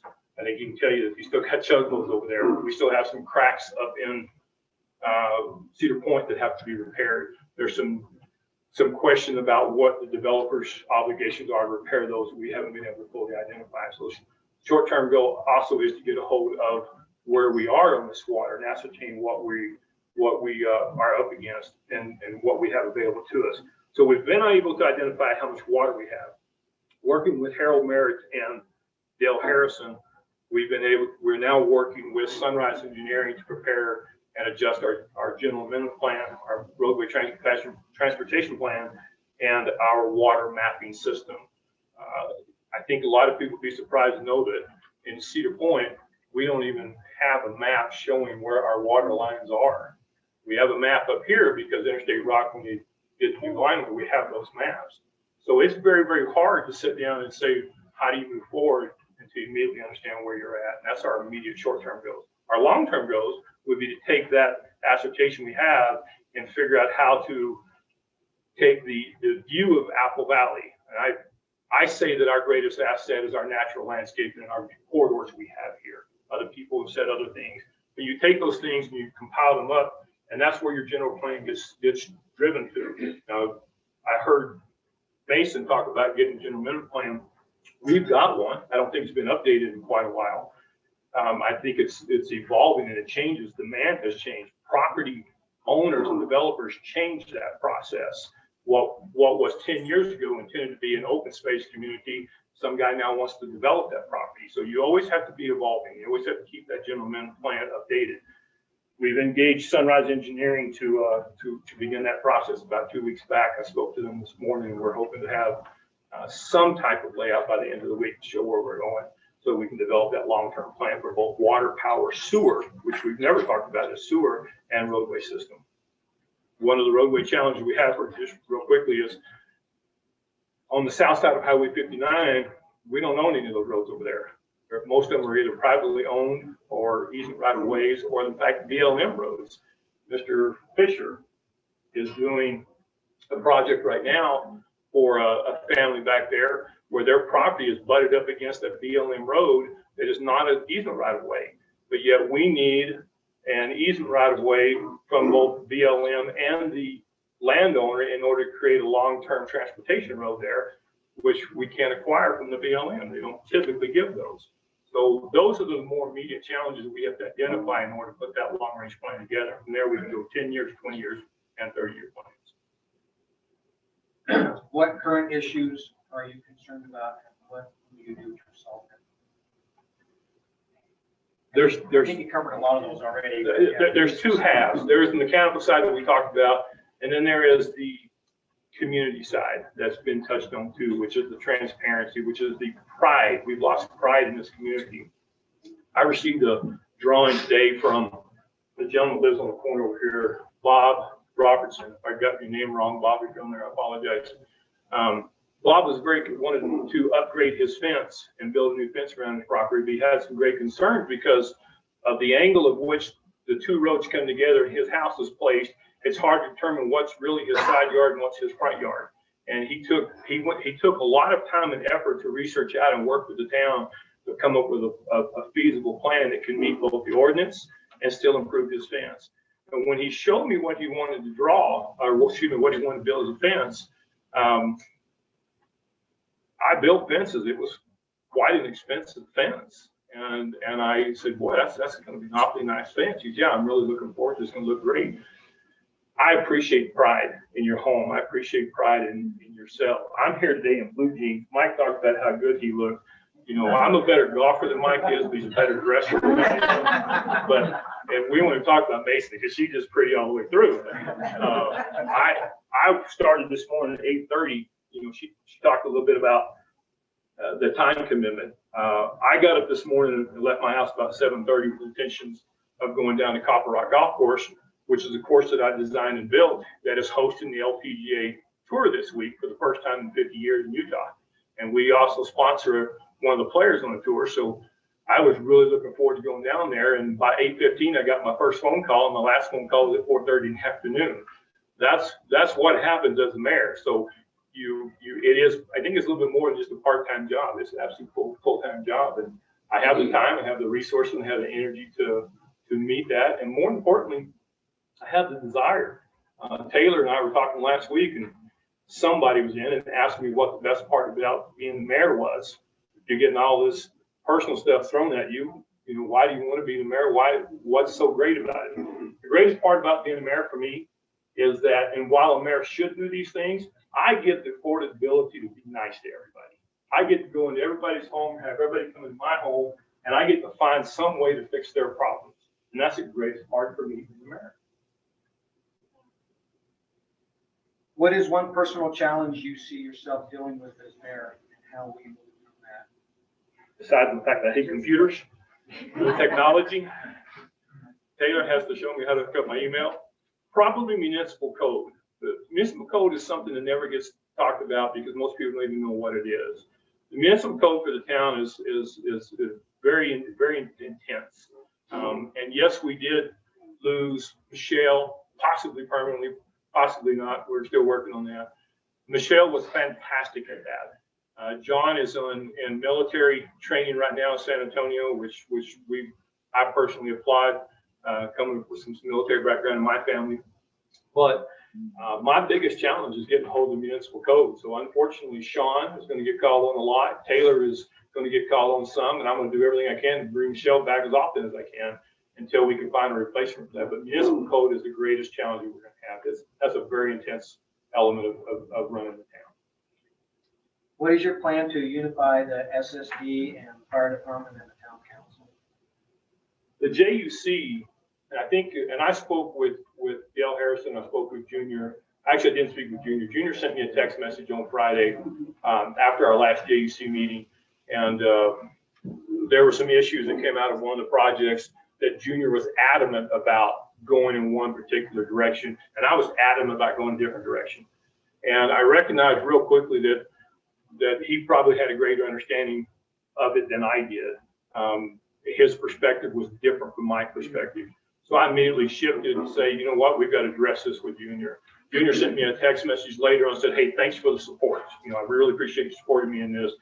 You know, watch my back, whatever it was. I'm not paraphrasing exactly what he said. And I think that's vital to our ability to survive and function.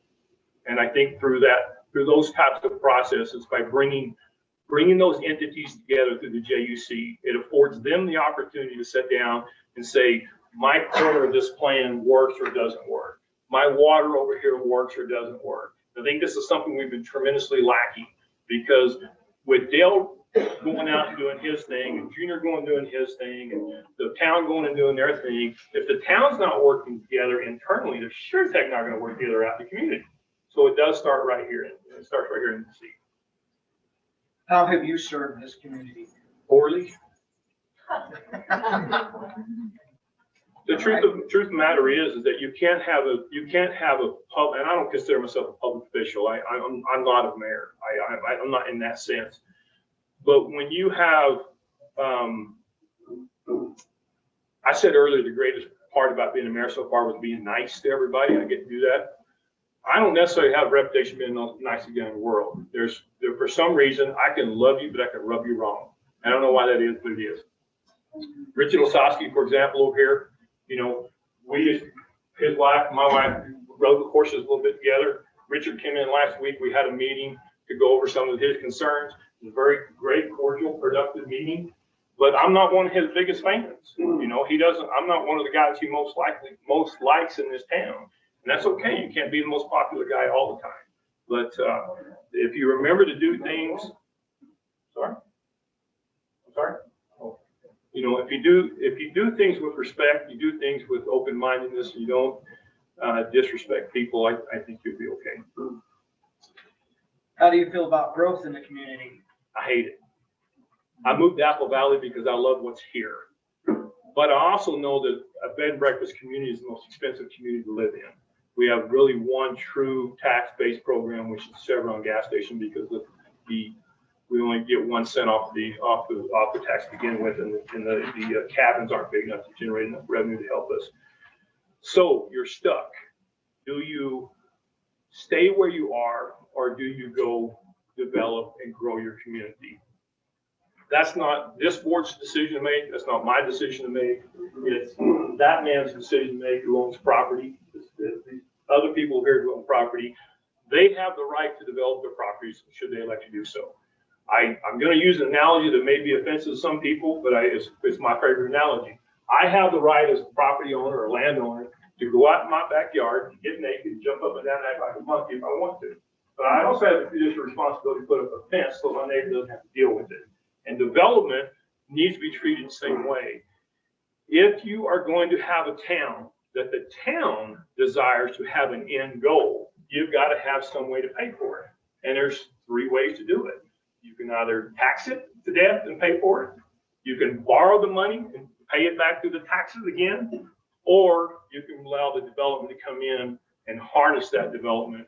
And through that general plan, you can control your destiny. You can't control government. You can't control growth. If Paul owns 100 acres over here and he wants to go develop it out 4 units to the acre, if it meets the criteria, there's not a ton we can do about it. We can do some things about it, but there's not a ton we can do about it. So when people talk about controlling growth, that just simply does not happen.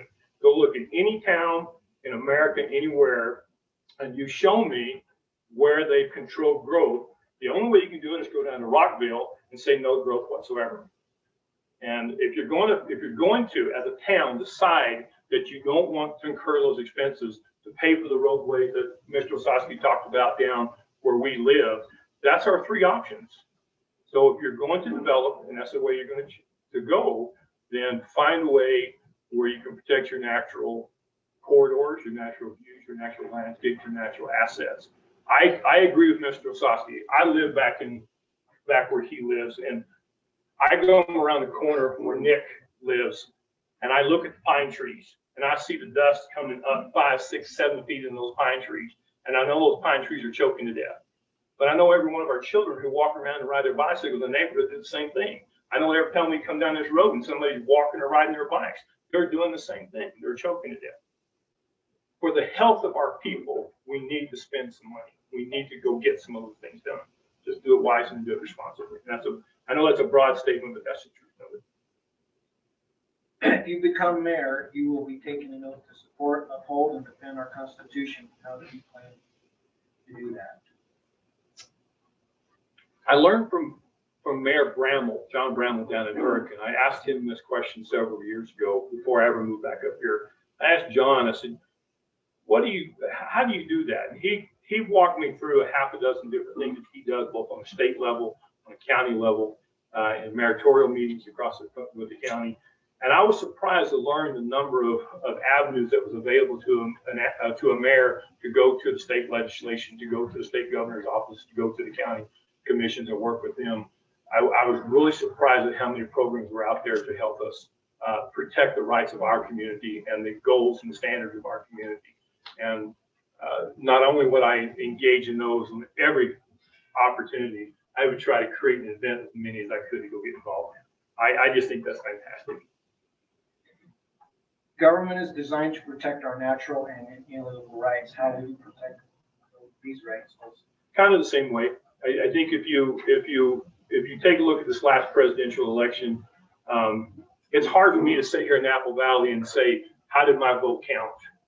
Well, my vote may not be able to be identified in the national election, but it can be identified in here. It starts right here in this corner. I wrote a kind of an op-ed deal here about a year ago about 6 months ago about that very thing. Our government, we talk about how government has either overstepped its boundaries or overstepped its responsibilities or abused its power. If we're not here on the local level doing the same thing with our council members, our planning commission members, our mayors, our county commissioners and everything else, we've got the same effect right here. You don't have to turn on CNN or Fox News to listen to the rhetoric that goes on in Washington, D.C. We can find it right here in our community. We have to fix it. If we fix our community and they fix their community, I know that sounds idealistic, but I'm idealistic. I believe in America. I believe that we can have a great country. I believe we were a great country up until probably 10 years ago or 15 years ago. We may not be able to have an effect or a measurable effect in Washington, D.C., but we can dang sure have it right here in this community. All right.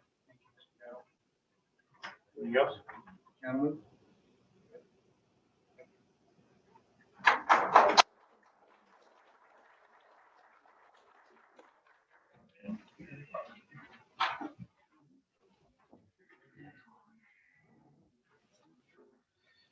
All right, we will go to number 2.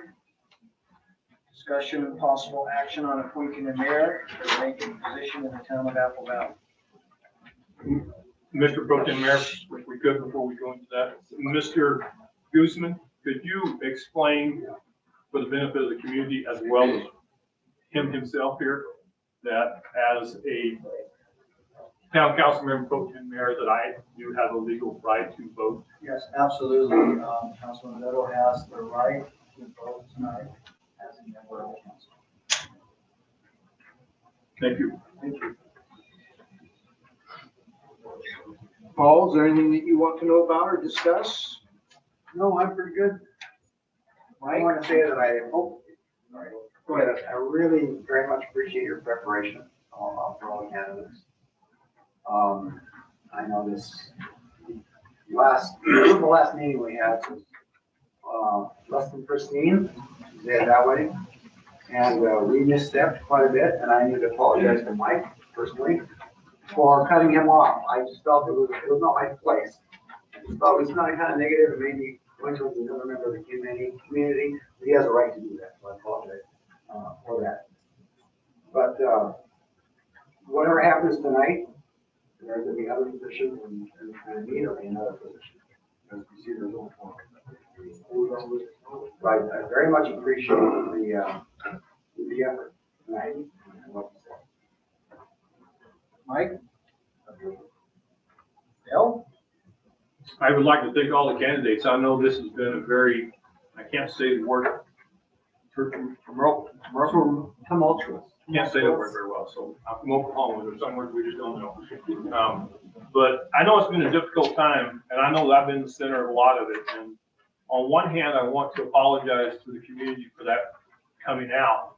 On the other hand, I want to say, I didn't cause it. It's been tough, and I know it's been tough for you guys. I will tell you that I wish it weren't that way. I wish it didn't. Some of that stuff didn't come out. I wish that some people didn't have such a distrust in me as a council member or the pro tem mayor. And I stated when I was appointed council member back in the fall, there were a couple of people who got it and walked out, and I stated at that point that those were my people. Those are the people I was going to go win over, and I'm continuing to try to work on that. All right. I'd personally like to thank everybody for coming out tonight. Man, you guys left me with a tough decision, I'll tell you that. I have to go along with what Mr. Vettel said earlier. I could take a quarter of all of you and put you into one. I think we could really get some stuff accomplished, but that's not feasible. So I'm gonna have to vote my conscience tonight. and that's what I will do. I think it is feasible. I think as Mason said earlier, if you draw the people into the board and work with them, I think you can draw that. I think that should be our goal. That works for me. All right, should we go to, first of all, do I have a motion to? Go ahead. There's no motion needed, actually. What you'll do is, if everybody does not have any more to say, then you'll just call for the vote and just call on each council member individually. All right. So you call. I will call. You just choose the individual, right? That's right, vote for one. Okay. And we'll start with you, Paul. I'll go over Dale Battle. Dale? Can I go last? Okay. Mike? I vote for Dale Battle. Spineless council. You're nothing but spineless. Why don't you just, you can comment at the end, sir, if you can just hold yourself. No, I won't. Bob. I've had enough of your bullshit. This town sucks at what you guys doing. Sir, I apologize. You come back. We're No, glad. the thing of it is I know who you are and what you did and what you did. And you ought to face it and admit it. You're worthless, spineless, two-faced, backstabbing man. I apologize for offending you, sir. Don't worry, you'll get yours. All right, well, let's move forward with that. My vote would be for Dina Mason Walters. Wait, we didn't finish perfectly.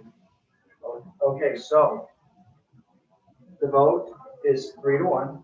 Okay. So the two candidates now advance to the second vote. I didn't vote. Dale did not. Did you not vote? I didn't. I'm sorry. I'll vote for Dale.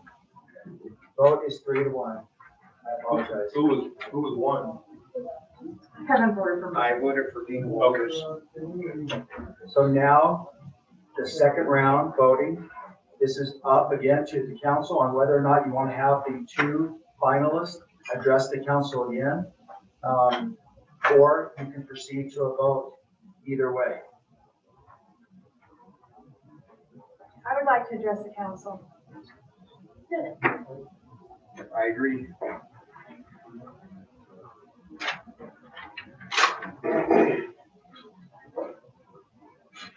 You asked earlier, Mr. McLaughlin, about my working full-time. I'm the general manager. I make the schedule. In almost 20 years, I've implemented processes where my business runs very smoothly. I have well-trained employees that I trust in my absence. They know I'm running for mayor, and they support me in that effort. I will be here for the town. I will be at those meetings. I will represent the community. In terms of my management skills, I would pit my management skills against Dale Beto any day of the week. Yeah. In terms of your decision right now, I understand your concerns in terms of my position at this time, but I can assure you I will be here for the town. What just happened is representative of what is happening in our community. And whether you want to acknowledge it or not, Mr. Beto is a divisive character on this town council because of what you just saw. He's not the only one that feels that way. How can we unify our community when we have people who view Mr. Beto in that way? To make him our mayor, now, even though you think this is just an interim position, it's 8.5 months. It's not just an interim position.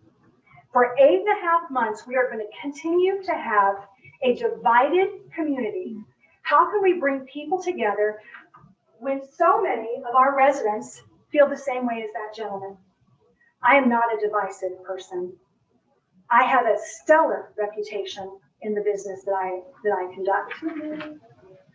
And I will do the same thing for this town council. I can unify this community. And 8.5 months is 8.5 months. Don't derail 8.5 months of our community coming together. Thank you. Yes.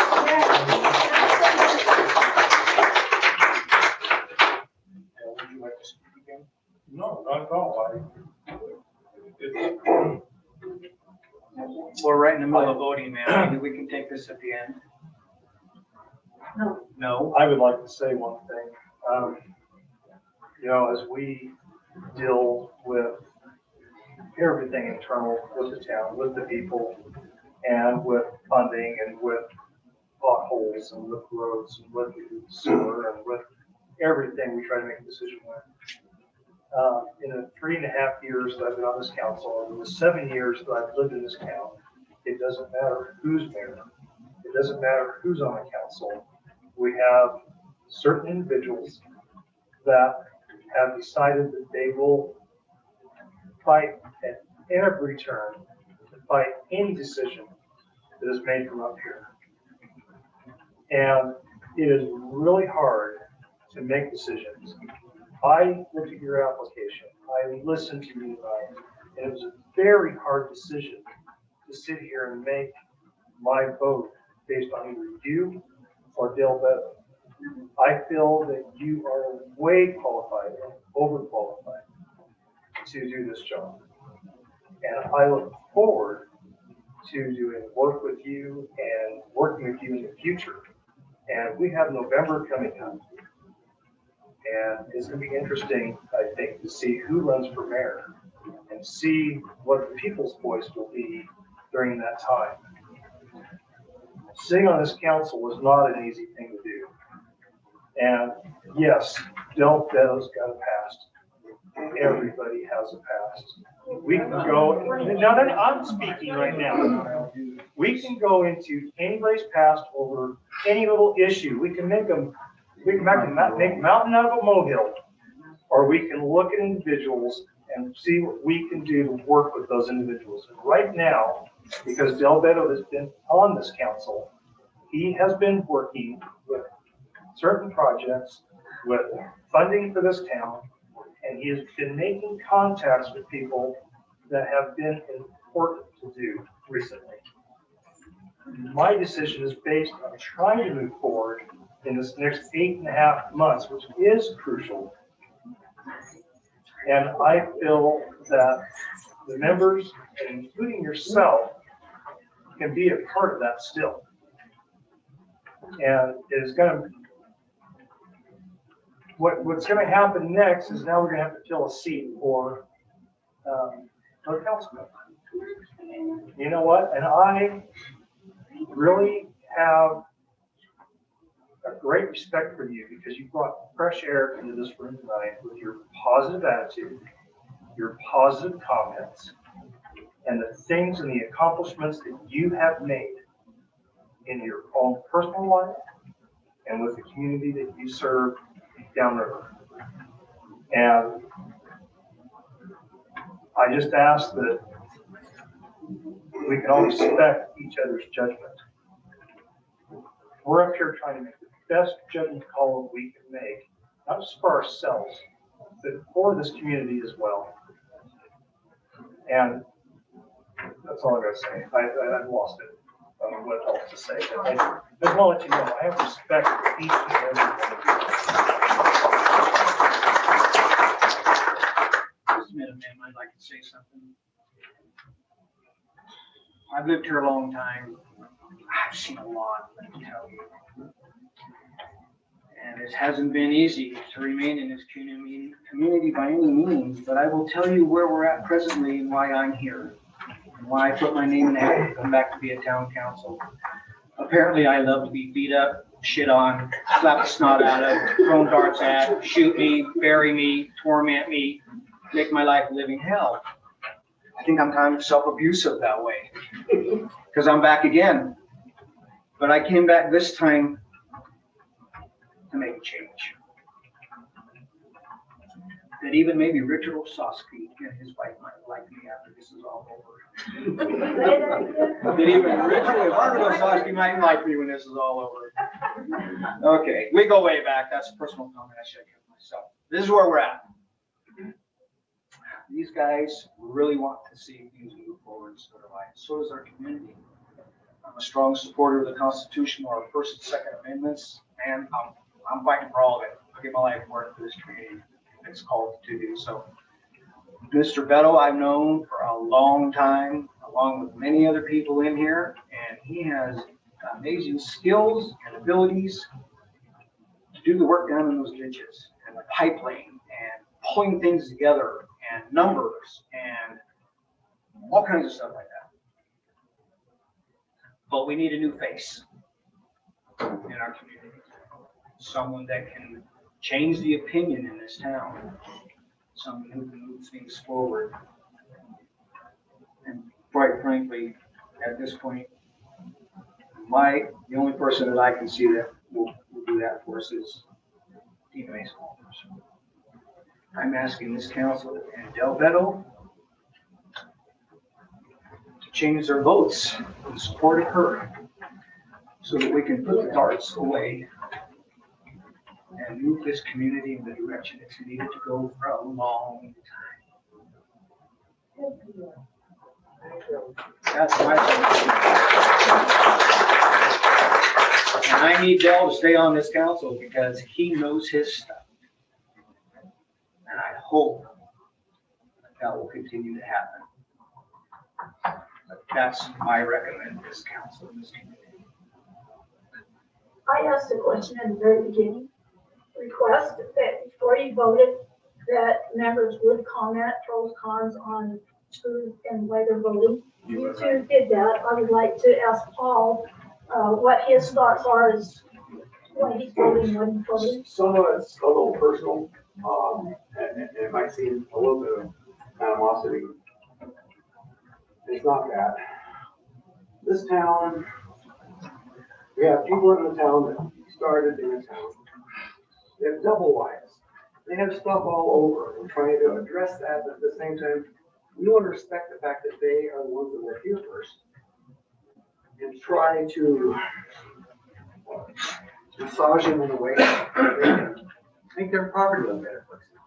It's a real hard sell. We've got gooseberry, stick-built homes, all of them, except that metal monstrosity. Sorry, it is. Kind of like the red roof. Yeah.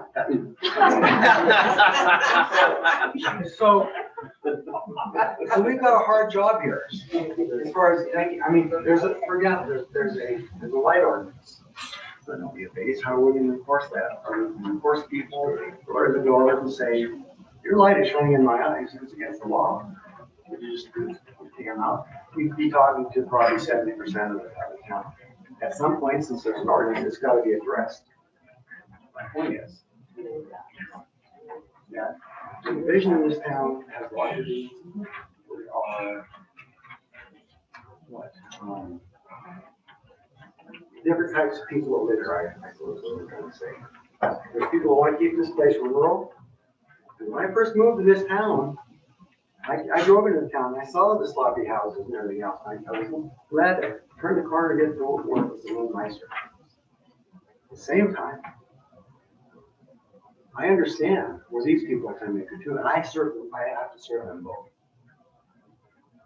So, I guess that's a long introduction. But Mr. Osowski, he was a code enforcement officer, a thankless job. My way of thinking, I believe he was a little overzealous, and I don't want the whole town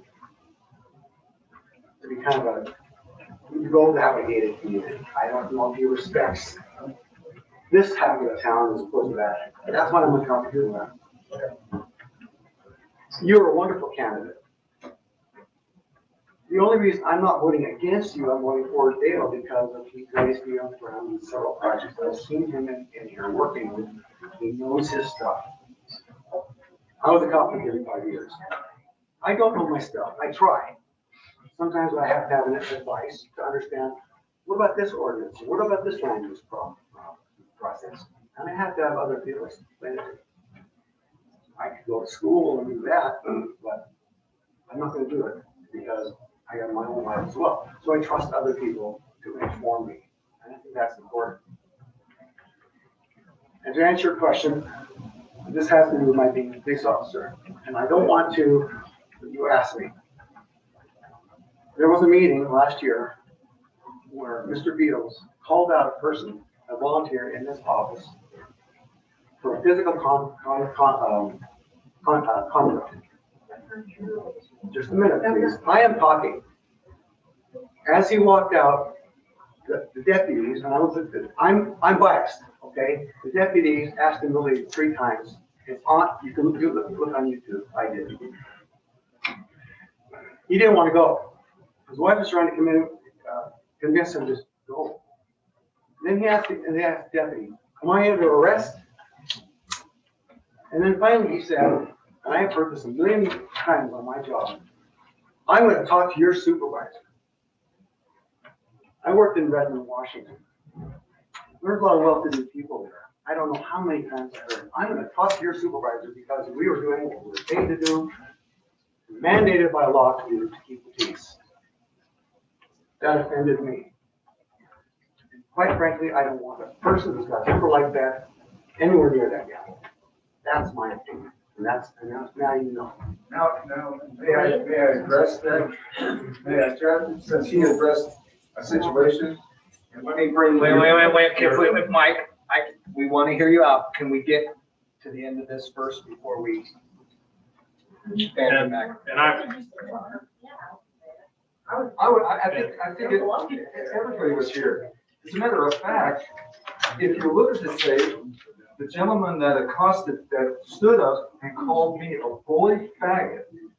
Okay, you remember that, correct? The officer asked me out, and I said that I would accommodate him after this business was conducted. Okay, hold on right here. Yeah, We're starting a fireball here now. I That's understand. not what we're trying to do. Well, He brought it up. they asked the question and he answered, so we can take this up afterwards. We've been here a long time already. I'm not trying to Well, be the statement that disrespectful. Paul Edwards has just made. I understand, and I understand that. And if he was a law enforcement officer, he should be ashamed. Because the I statement he made understand, was I wrong. understand, but we'll never get through tonight if we don't just squelch it right here. And I think that is for the mayor pro tem to allow a council member to make a statement that is as false as it is. After You interrupting. should be ashamed. You After should be interrupting. ashamed. The only person you interrupted was him. You should be ashamed. And I remember everything that was said because I was the one who was speaking, and I can tell what Mike was saying and what Jerry Jorgensen was saying. And it was not what Paul Edwardson All said. right, well, we can bring it up at a later time. I will, and I had it written down, and I'll bring it to you. We need to stop this right now. This is the problems we're trying to get through meetings. I think we're done with the comments, ma'am. no, she was asking Paul to make comments about Mason. It's No, the mayor's I pro told tem you. prerogative though, to say that the mayor pro tem is governing the meeting, so. That's fine, go ahead, Paul. Okay, first of all, you can think of any of you want. I did not like the way he interacted with the deputies. That's the bottom line for me, okay? Yes, That's on film. Dr. Mason, I think should be morally sustained, and if this is advice, and I've ordered not against you necessarily, before they out because he's got these projects, he knows what he's doing, he's got momentum to get things solved in the immediate things, issues of immediate concern. Is that okay? Would you like Mr. Bettle to speak out on any of that? Probably. I'm sorry, I can't hear you. I think it would be a conflict of interest, but if he feels like he'd like to comment on it, because you do have a vote, right? Yes, he does. Okay. But I wasn't gonna ask you to answer it. I wasn't gonna speak up as you wanted to. I would like to address Mason if that's okay. Yes. You don't have to convince anybody that your management skills are better than mine. I'll be the first one to admit that, ma'am. I said earlier that my biggest challenges were probably municipal code and technology, because I don't like technology. I fly an airplane with a computer, but I can't turn on the remote control at our house half the time because my wife has to do that. But I also said at the beginning in my interview that I felt the most troubling challenges and most immediate challenges we had were other items in management. And we can get through some of the management stuff more easily than we can. Let me rephrase that. I can rely on other people to help me with management. I can get through that until the permanent mayor is elected, or if I'm reelected for that matter. But with all due respect, I'm not sure you can go out and figure out how much the pipes and cost to put in the ground where I'm halfway into that. And that was my only argument, is I don't disagree with you whatsoever. Just our immediate problem right now isn't managerial. And I think that was my advocating for my run for mayor. So I applaud you. You're absolutely right. And I'm not the best candidate. I'm not the greatest candidate. I'm not the weakest candidate, but I am qualified, and I've done nothing to exclude myself or disqualify myself. And for the immediate problems that we have in this town, I'm very, very much in depth embedded in those right now and able to get those cured in the next 4 or 5, 6 months. So that was my advocacy. That's why I voted for myself. All right, shall we go to a vote again? I vote for Dale Battle. Paul? Mike, sorry. Dale Battle. I'm gonna stick with Dino Mason Walters. I gotta be honest with you, I said it when I stood up, that I'm not sure that Mason, you keep calling Dean something, I forget that, so I'm gonna keep saying Mason. I really do think Mason would do a great job. I really do. And I'm stuck on the fence. And I would probably vote for myself only because, Mason, the immediate most important problem, that artery that I talked about, we are going to be bankrupt of water probably by July or August. And if we don't get these issues resolved immediately, then our town's gonna be in dire straits. And I'm halfway into those, I'm third way into those, whatever you want to call it. I'm embedded into those issues. And as the mayor, I'm able to see those things come to fruition, hopefully by the balance of the year. I would even hope to have, dare say, I'm not gonna say this, but if everything went right, we could be putting pipe in the ground by August. And we're really close to being able to put that together. And if it wasn't for that, I promise you, I probably wouldn't even accept the challenge. So you'll vote for me in November? I'd probably vote for you tonight. I'm right here. If it were not, again, for the water issues in Mason, I'd probably be voting for you. I'll say that, how's that? Because I'm not running against you. Okay. Thank you. You're the one that needs to vote. Oh, we need a vote. Why? I vote for Dale Battle. Sorry. Okay, 3-1 in favor of Mr. Vettel. Mr. Vettel, excuse me. And all the stuff that gets thrown his way, by the way, I'm the one for it. I'm always him. I used to have the standard deal with walk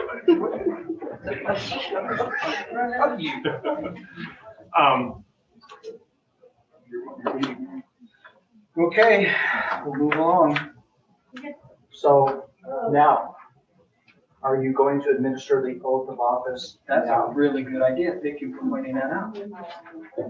You may go down and Shanley will take care of that for you. Thank you, Council. Sorry.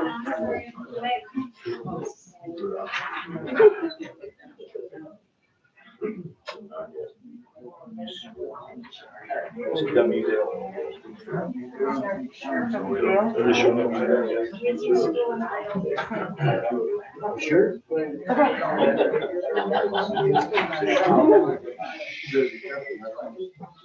Repeat after me.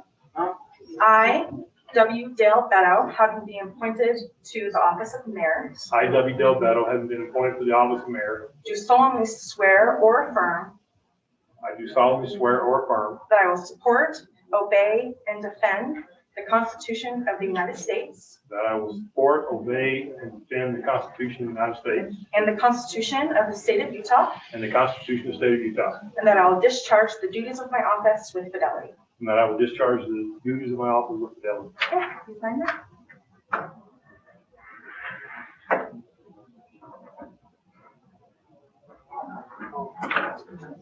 I hope that everybody recognizes that I raised my right hand tonight and I pledged these things. I'm not those, I heard somebody say right now that these are just words. I sincerely mean it. I'll work my butt off, do the best job for you that I can.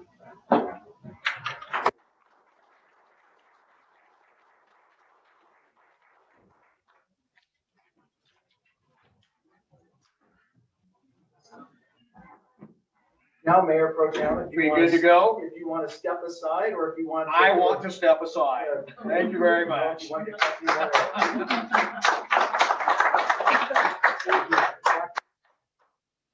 Okay.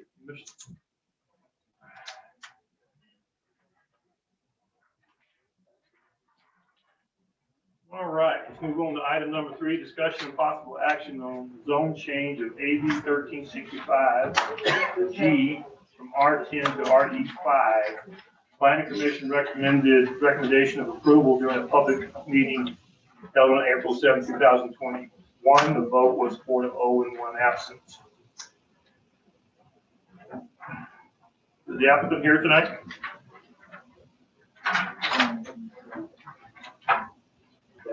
The applicant online? Mayor, no. I represent them. Oh, Wosaski's representing them. Excuse me.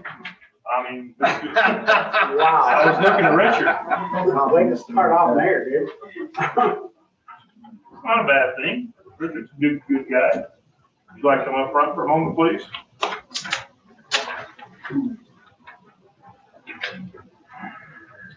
Tell us a little bit about what you're trying to do on Mr. Lounsbury's property. He is trying to take his 30-acre piece and subdivide it into 6 5-acre parcels. He has not provided yet Just this is on page. Is he calling it desert? Mountain View Estates. Oh, Mountain View Estates. We have a map. Any questions on this before we get into it, you guys? Kevin, any questions? Not. Mike? No. Okay, then we'll entertain a motion.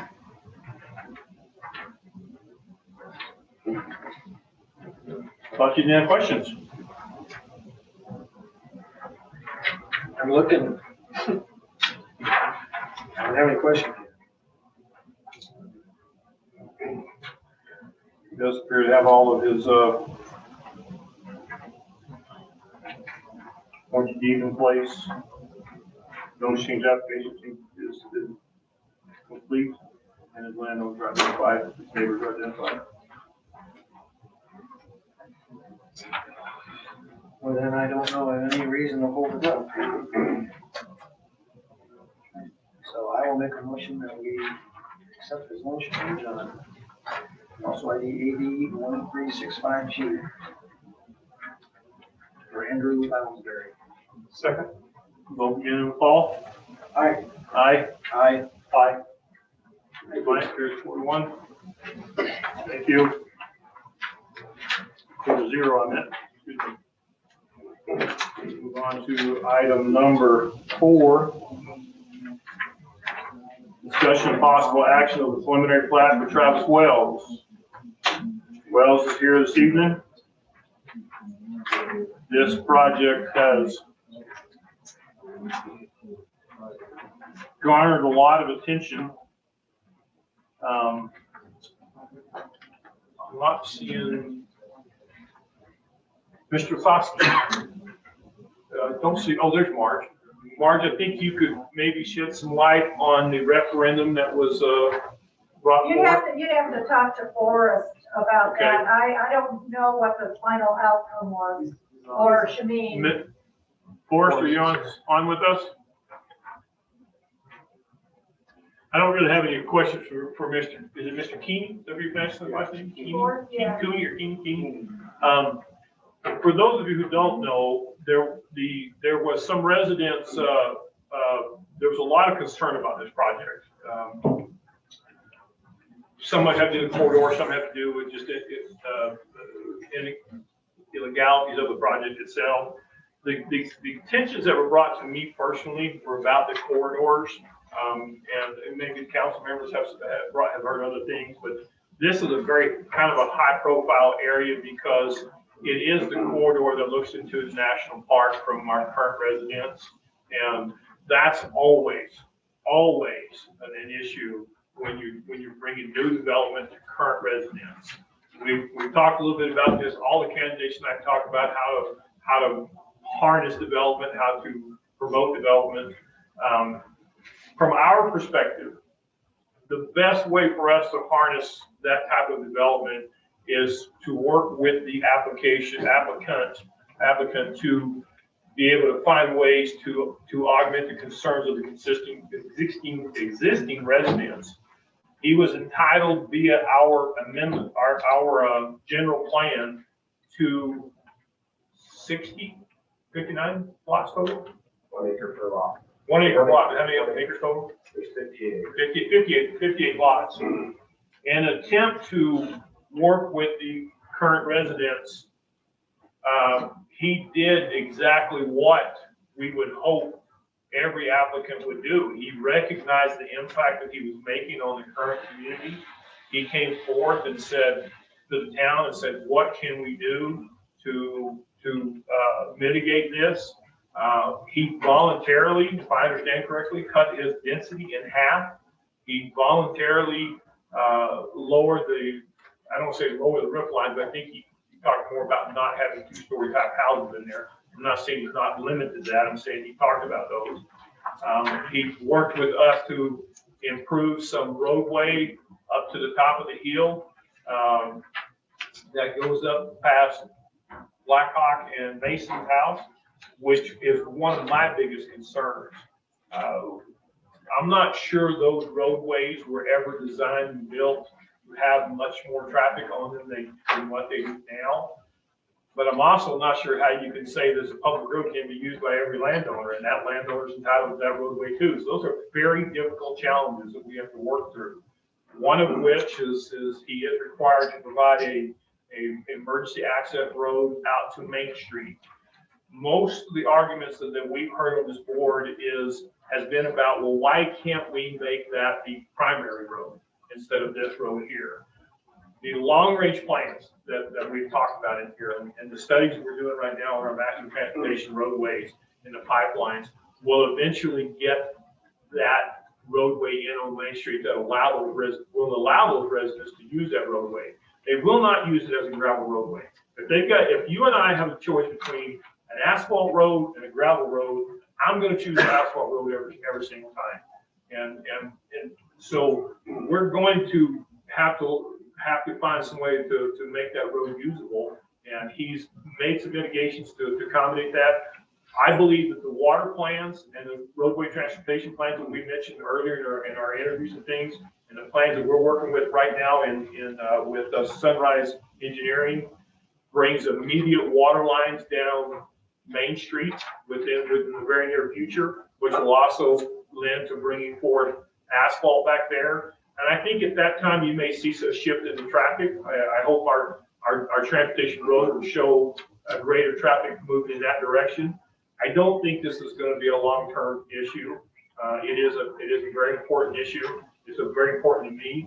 I went up there during the snow when we had the snow, and I turned around in his driveway, and he didn't throw rocks at me, so I turned around his driveway, come down, and I came to the top of the hill, and I put my vehicle in park, and I just let it sit there.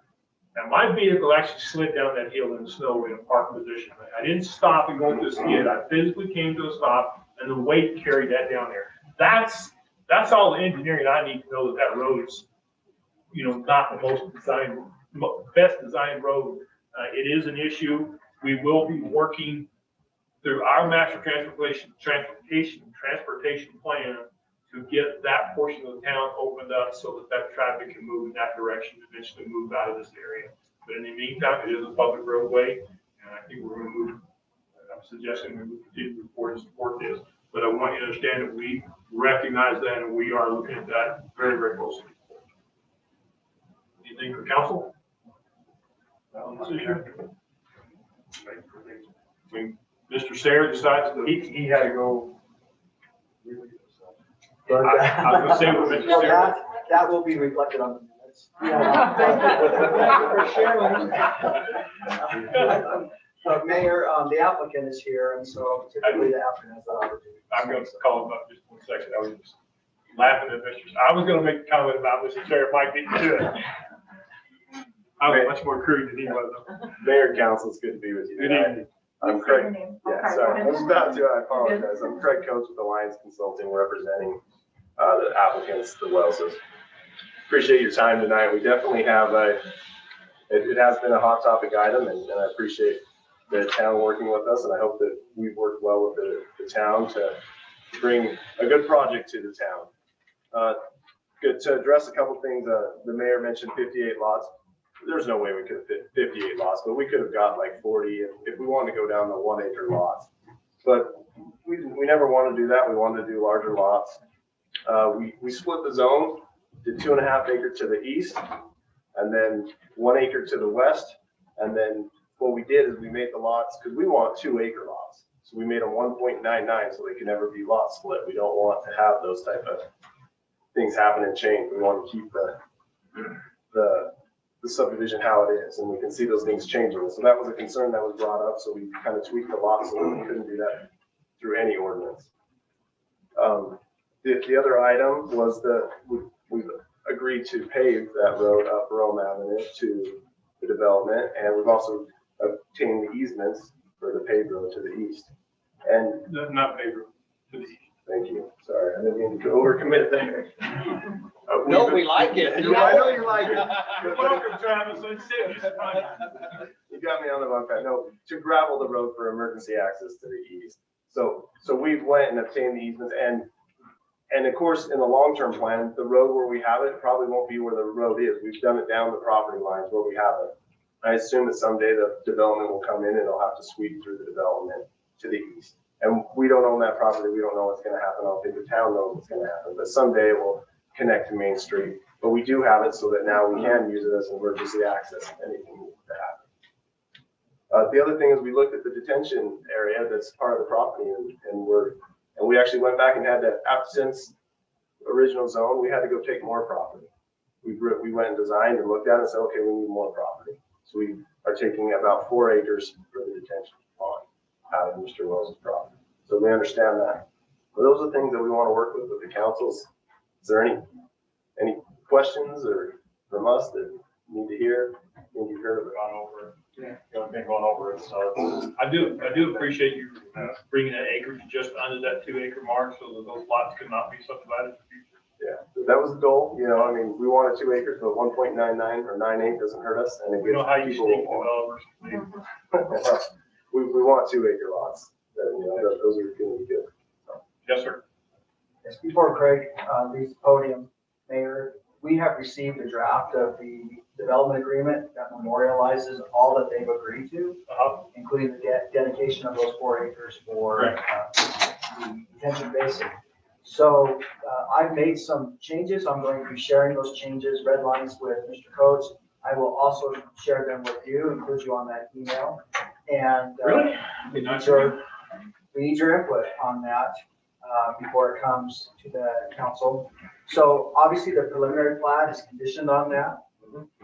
And I think that's all I need to say right now. And I have to apologize, Craig, because I asked them to send it over to me today because I had not yet seen it. When I did so, I discovered I had it about a week or so ago. So I apologize for that. Well, I'll give you some red lines with comments. That'd be great. That I'm going to share today. Thank you. Can I ask a question? Sure.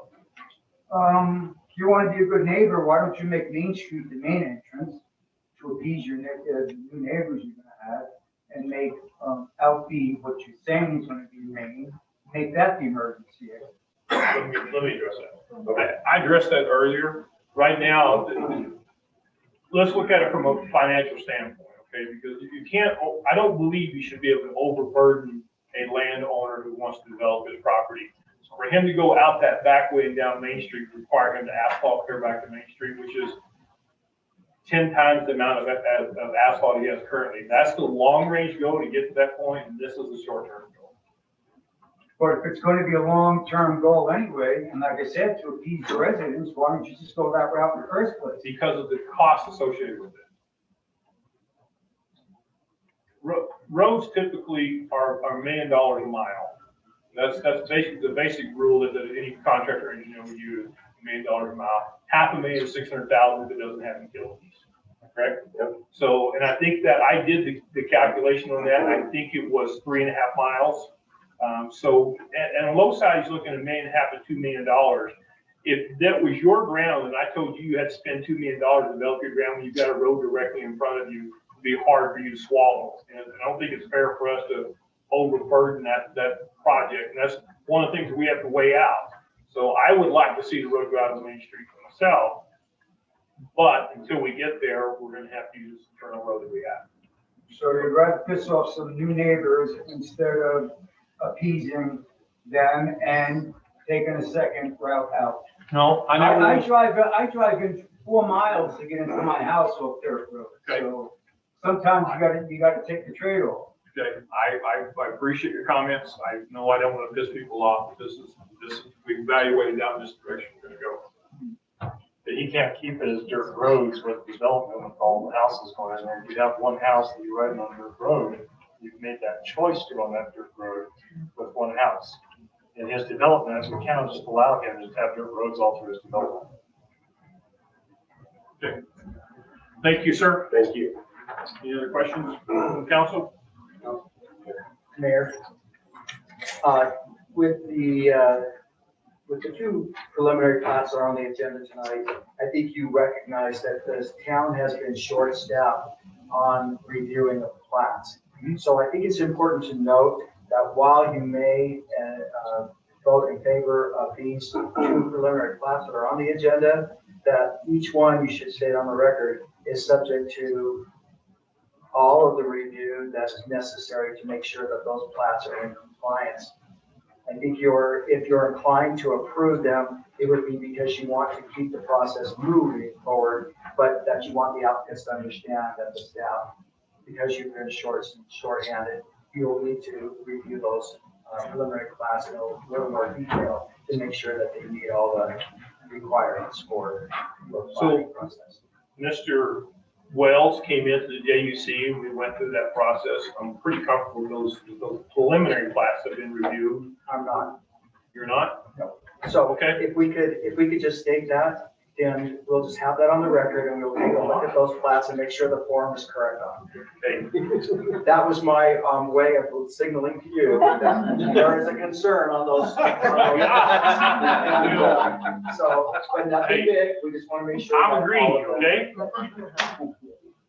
Okay, subject to review of the preliminary plat. The motion, entertain a motion? That's too big to put all into words. I'd screw that up.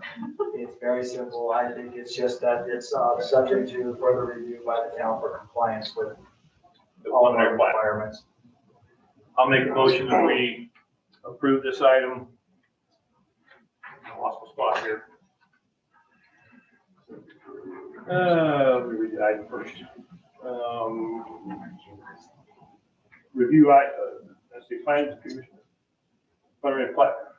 I make a motion, we approve the preliminary plat, subject to final review by the town to ensure that the residence application meets the codes and ordinances of the town. I'll second that. Wait, hang on, hang on. And the final development agreement. Including the final development agreement for Travis West. That'll second. Vote starting with Paul. Aye. Aye. Aye. Aye. We'll get those red line changes back. I'm not gonna commit to Sean's time, but he'll get it back to us as quickly as possibly can. We'll get that portion of the moving, and we'll move on to final plat. Okay. Item number 5, discussion and action on preliminary plat for Majestic Eagle. Planning Commission recommendation approval with this condition during the public meeting held on April 15, 2021. Mr. Rasmussen. Good evening. Bienvenidos. Yeah, thank you. Good evening, council. Here to present to you the preliminary plat that was approved through Planning Commission. Recommended for approval. Recommended, yep, recommended for approval. And I'm here to take questions or basically answer the questions and hopefully provide more information this week. Fantastic. I'm gonna jump right in again. Mr. Rasmussen and the applicant came in to meet with the JUC. And I keep referring to the JUC because the JUC is a new policy that most of the town residents are not familiar with. And the JUC is the element by which these things are vetted. And Mr. Rasmussen and the applicant came in and sat down with us and worked through their issues. There were a number of issues that they had to modify on their plans when I think when they got their initial zone change for this project was roughly, I want to say around 2006 or 2005 timeframe. So it's been out there for a long, long time. So they were still working off of their original master plan, which did not meet today's codes and ordinances for the town. So they've worked through those items and made those corrections. They are concurrent. The only one that is outstanding was we had asked, and I'm gonna try to explain the location. Does everyone know where this project is? Anyone not know? This is the old Desert Rose project. It's now called Majestic Eagle. Their northeast corner comes into Googler Way right on the north side of Ted Googler's old house. I think it's owned by another Googler now. But we are working with them to come to the southeast corner of their property and actually come out onto Googler Way. And I did meet with the landowners on Saturday. They came out Friday, came out to my house, and they were very receptive and open to the idea. We feel like Junior has a lot of concerns about connectivity for fire traffic in the subdivision. We think that we're going to be able to resolve something there. However, I want to be very clear that they have met their requirements for code for their project, and they do have their secondary access. We were just hoping for a third access, because as part of that, I'm calling this Googler Way because on this end of it, the street sign says one thing, but on the other side, the street sign says something else, and everybody refers it to a different road. Yeah. We addressed that the other day in planning commission real quick. So the road, the portion of that runs east and west from corner to corner. That's Googler Way. The minute it turns north, it's Gooseberry. Okay. Just so you know. I still don't know, but I know that.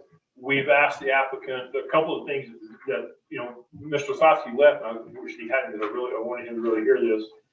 He made mention about having developers pay for infrastructure. And while I don't disagree with that, there is a limit by which, and I just mentioned this earlier, by which you can ask a developer to pay. For example, this project does not currently have water storage or fire flow storage to serve this particular project out of these two existing tanks, because we only have 440,000 gallons of storage. And I think the requirement was closer to 650 for everything you're doing, everything we currently have.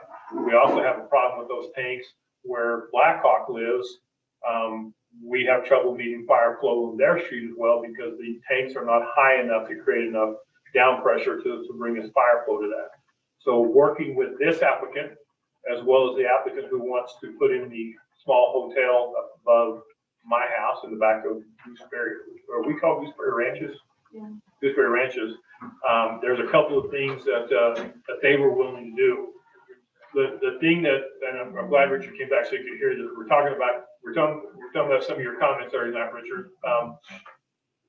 One of the challenges in the past, or one of the things that has occurred in the past is that as small development projects come in, infrastructure, because we are so broad spread and there's not a connectivity of utilities were designed to accommodate individual applications. And Jefferson Canyon is a perfect example over here. And I'm going to use sewer only so we don't get too complicated, but Jefferson Canyon was going to spend close to $900,000 on a small treatment plant, packaging plant, to collect and redistribute the water into their landscaping with their effluent water.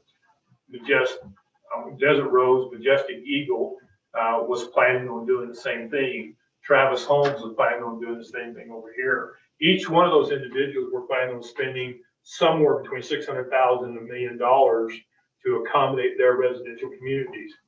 You could take the totality of those monies and reduce it down by 30% and put a septic treatment program, either on Desert Rose or on Travis Holmes' property for 1/3 of that cost. That would not only service all 3 projects, it would service everything at the top of this hill, everything back to Smithsonian, and everything clear up to Chevron. So the developer is paying for that, but by having a unified plan, as Mason talked about earlier in her comments about having a general amendment plan and a plan for long-term infrastructure, we're able to help the developer reduce his cost, and we're able to use those dollars to increase our asset. So our level of service can go up because we can now provide sewer where Richard and I live, because the hotel is going to contribute to the tanks on top of this hill. They're going to contribute to the tanks, and Travis Holmes is going to contribute to the tanks. So while we thought we were only going to get a single 1 million gallon tank over in Jefferson County, we now probably end up with 2 1 million gallon tanks. That's our goal, so we're working towards by combining those efforts. The hotel group has the same sewer issue problem that everyone else has. So they are willing, in their portion, to pay for their sewer line to come down Smithsonian Way, all the way down and tie into his system.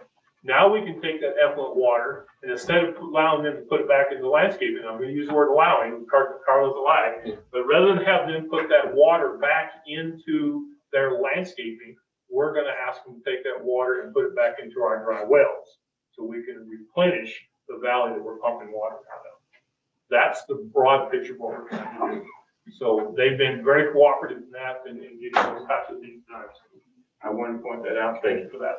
And then probably to point out too, it was asked by commission and by JEC to look at doing a double chip seal on Gooseberry Road, just adjacent to this property. And so that's been agreed to, and developer would be doing that in the first phase. And that's all the way down to Ted Hoover's old house from corner to corner. So that portion gets asphalted as part of their phase 1. Carl, can you just state your name really quick? Oh, Carl Rasmussen, Pro Value Engineering.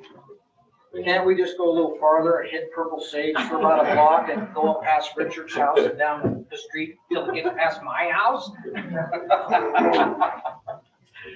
Great idea. No, that sounds great. I won't hold things up. I won't hold you accountable. Okay, I just want to throw that out. That's a great idea. Okay. We'll entertain a motion on line item 5.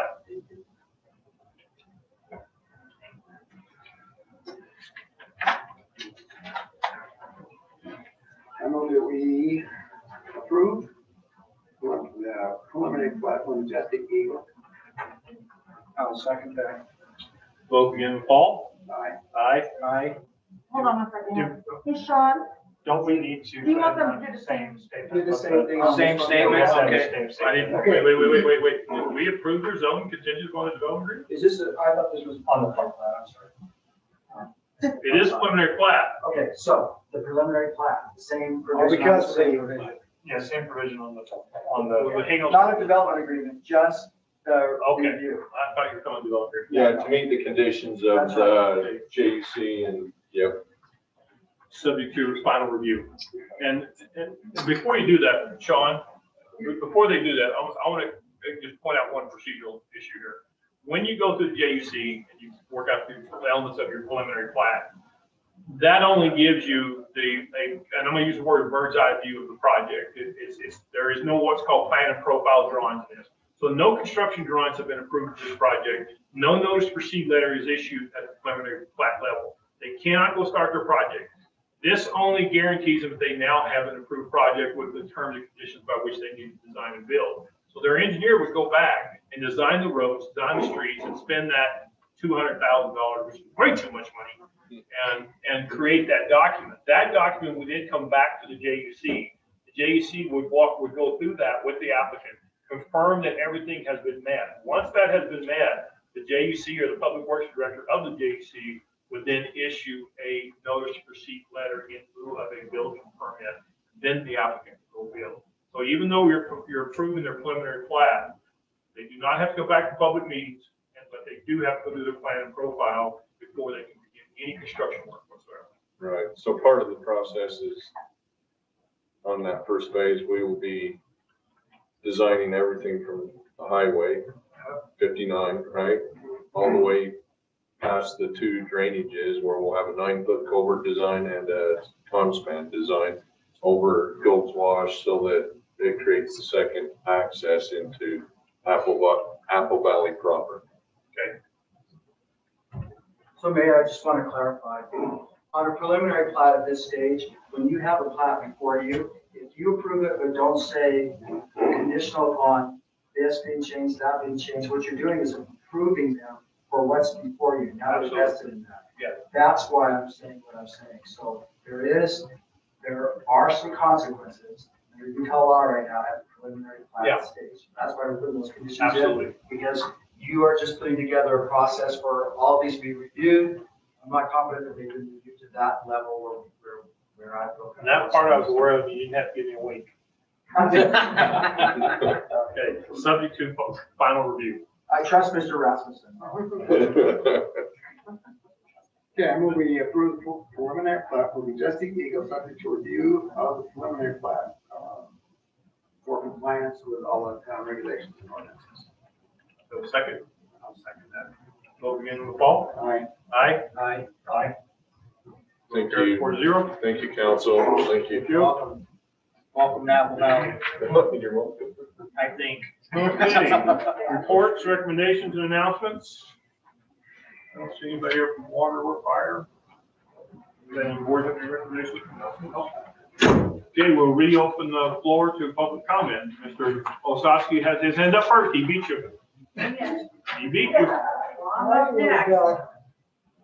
Richard Osowski, 1024 West Little Pennsylvania. I would like to play the devil's advocate. My name has been brought up. Perception. Perception is a lot of this tonight. I'm going to bring up a couple points. I'm not saying Dale Bettles is not qualified to do the job, but he may get his pipeline in. But let's go to perception. On the agenda, and I know Kevin, and we've got a history, but we're doing okay. Yes, we I'm are. trying to fix my Yes, we place are. up. I believe that too. And we're doing Thank you, okay. Roger. That one Thank you. son still That's speeds a more. little bit, See you. but let's go to perception. The questions that were asked. I know Del Bettles, I know Kevin. They've got a history together. The perception's gonna be Del Bettles is running for mayor. Kevin is Del Bettles' friend, and they're gonna think Del Bettles wrote those questions. That's the first perception. Let's go on to the Whose second. perception is that, yours or theirs? Huh? Is that your perception or their perception? That's gonna be your residents and your people's perception. That's not mine. This is Well, what, obviously they didn't listen to the votes, so Kevin voted against me, both times.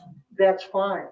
But I can set it up that way too. I can say, okay, Well, I'm Kevin, gonna stop you right here because there's Yeah. no setup here. You're implying, Richard, that Yeah. these things are covered. I'm gonna tell you right now. that's what, Wait a minute. I'm gonna ask your statement. okay, Mr. Sayer, as the pro tem mayor, called me a week ago to ask me about asking questions. And I told Mr. Sayer, do not, in this conversation, tell me one thing about those questions. If you're asking me if you can ask questions, absolutely you can. I advised him to make sure that he didn't ask questions that would cause a legal conflict. exactly. So there has been zero. Can you concur with that? Absolutely. That there's been zero collaboration. I just want to clarify, me and Michelle wrote those questions. Huh? Me and Michelle. Okay, that maybe should have brought up. No. Yeah. That should have maybe brought up at the time, and maybe Paul should have been the one to ask, or maybe Mike should have been the one to ask. But I know the relationship between you two in South Dakota, the golf course. So what? That always looks kind of, No, it doesn't. It only looks like that way to people who want to look at that way. and that's. I've known you for 10 years, no collaboration between me and you. Well, I don't think there will be, but. Well, it's not between me and Okay, Kevin either. let's go to the perception of right here. Richard, Yeah. Richard, just a moment. Yeah. Since you're making an accusation, let me clarify this Just- on record. Let me clarify this on Okay. record, Richard, Okay. that none of the councilmen nor the mayor pro temp at the time had anything to do with any of those questions whatsoever. She's speaking right Most of them came from her and Michelle. A couple came from my wife, and a few of them came from other citizens in the Why community. couldn't you have brought that up? Why didn't you ask me? Huh? Well, yeah, I didn't know I was on trial for that. Not trial, we're just Well, trying to be an accu- honest. An accusation ends up in a trial in this town, Richard. You know that. No, You don't I'm know just saying, that's true. So we try to be transparent. Okay. And when you're transparent, you use that word a lot. Okay. That's not exactly, if I knew that, or if that was addressed beforehand, where the questions came from. All you had to do is pick up the phone, call him and ask him. How do we know that? I didn't know what this meeting was going to be, how this was going to work. I thought, actually, here's what I thought. You see this little scenario right here? This was my scenario. Thank you. I was going to give a speech and just say what I thought of everything. I didn't know this was a question and answer. I had no idea. On the agenda, it didn't say question and answer. I thought it was going to be like the last time. It said interview. What do you think an interview is? It's not Same about as a question. resume. A resume. But an interview is a questionnaire. Okay. Anyway, continue on. Continue Okay, on. Sorry. we're past I that interrupted point, you. so we've cleared that up, hopefully. I'm not accusing anybody, I'm just clarifying things. Now, Are you satisfied with your answer? yeah, I'm satisfied. Thank you. I'm satisfied, but that had to be cleared up. Why not, why hide it? And don't take it personally. I'm not. If you're thin skinned, you can't face anything. Let's ask this question. On this discussion of possible act with the applicants, why didn't we have Del Betto's first like it shows, Richard? I'm second. I'm the only one to file this thing. So I am second. Mike Beals, it didn't follow the direction. Now this is a perception again. If I'm the last person, I've got a little input as what direction everybody is going. I can feel them out. Mr. Bettles is very, very good at terminating things and working them. He understands by hearing everybody else. I would too. If I could hear everybody that spoke ahead of me, then I would kind of look good. And at the end, I would say I got a good point. I'm gonna answer that statement this way. Yeah, what- I don't disagree with you. I'm gonna answer the statement. I'm gonna say you this. If you think going behind Mason was an easy thing, you're a loco. Because she did one hell of a good job. And I honestly, I sat right over in that chair and I came this close to saying, I'm done. If she could She's work, qualified. if she knew you went ahead of her, I think she could pick up on some points and just. We all forward it. could, but somebody's gotta go first and somebody's gotta go last. Let's follow the agenda. Let's follow that. Why didn't we follow the agenda? I don't know. I wasn't conducting, so I can't answer that question for you. Who put the agenda together with the names? I did, and it was recognized. And then why didn't we follow it tonight? I have no idea. You're on trial. I simply chose No, to do come what on. I did. We had this. We all know who the next mayor is in January. What do It's we a, it's do? a, hey, No, Richard, no, Richard, no, no, Richard, no, no, Richard, no. Richard. Yeah. Let me further answer, tell you this. Okay. I was scared to death to get up and repeat anything that was said, number one. So I would not have ascertained and walked through and just cherry pick things because I didn't want to sound repetitive. That I had no agenda. I got up and I told my wife this morning, you know, what do I say when I get up there? I was planning on taking the day off, as I said earlier, and go out to the golf course, and I was going to prepare myself what to say. And unfortunately, I said, we faced about 8 or 9 problems today in the town that came up that kept me occupied to the point where I didn't get to go home and change clothes. So there was nothing prepared on my comments whatsoever. I got up there, and if you noticed, I was even shaking because I couldn't remember. I honestly didn't know what to say because I wasn't prepared for the questions that he wrote out. He started asking about the Constitution. Man, I don't know nothing about the Constitution. What I know is when I get up and somebody says something that I should or shouldn't do, I know how my heart tells me if it's right or wrong, and that's the extent of my constitutional ability. So there was no preparation whatsoever. Let's talk about me. Okay. Okay. I'm probably out of the 4 candidates, I'm the least one that should be sitting in that place. Why did I put my name in? I've got dedication to this town. I wouldn't have done code enforcement, and then we'll talk to Paul. I wouldn't have done code enforcement for, what, almost 2 years, 19 months, if I didn't have the dedication to go out there at midnight and do my code or work with the sheriff department. I put a lot of dedication in that. That was a 24/7 hour job, every bit of it. Not a dime did I get, not a thank you, and I don't need that. I don't really care about that. But the problem is, dedication is why I put my name in. I was the very first one to put my name in, very first one. The minute I heard You are correct, Richard. It's 9 o'clock at night. Maybe we can. Okay, Summarize these. we're done. Let's talk to Mike here. I'm gonna, May I just say something? Yeah, You are a very good, I mean, you and your wife are here every meeting. Everett, You are involved. And my hat's off to you for that, because of all the people in this town, if there was an attendance taken, you might even beat some of the council as being here. So I applaud that. Absolutely. oh, you better not say that nice Oh, about yeah. me, because I'm not saying too much nice about you. The thing of it is, I can take it. it's gonna take a lot more than that. Unless that's $100 bill, stick it back in your pocket. I'm not cheap. The deal is, Paul, the year and a half or 19 months, you were my liaison. I came to you one time to get some help, and you kept sweeping your floor. That young man was with me, my grandson. You never helped me once, not once. You can criticize all my techniques you want, but anybody that wanted to complain about me, they come right to my face, because I'm not a backstabber. I will tell you up front where I stand. You don't have any doubt where I'm at. If you would have worked with, you should, the definition, I can give you a definition of a liaison. I wish you would have helped me. I wish you would have said, hey, you're too heavy on this. You have no idea what I went through dealing with everybody. I do. And you I never was helped code me once. enforcer. I get it. Not once. You should have came to me and said, hey, back off of that one. You're a little strong. You shouldn't have red tagged that one. Why didn't you help me?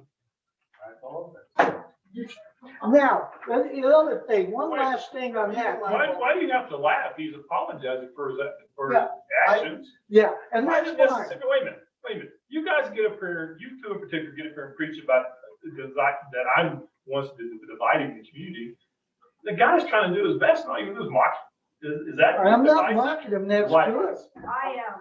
Well, no, Yes, she you know, is. she goes through it and she asked me to quit 500 times. That's because she wants to speak. You let her speak too.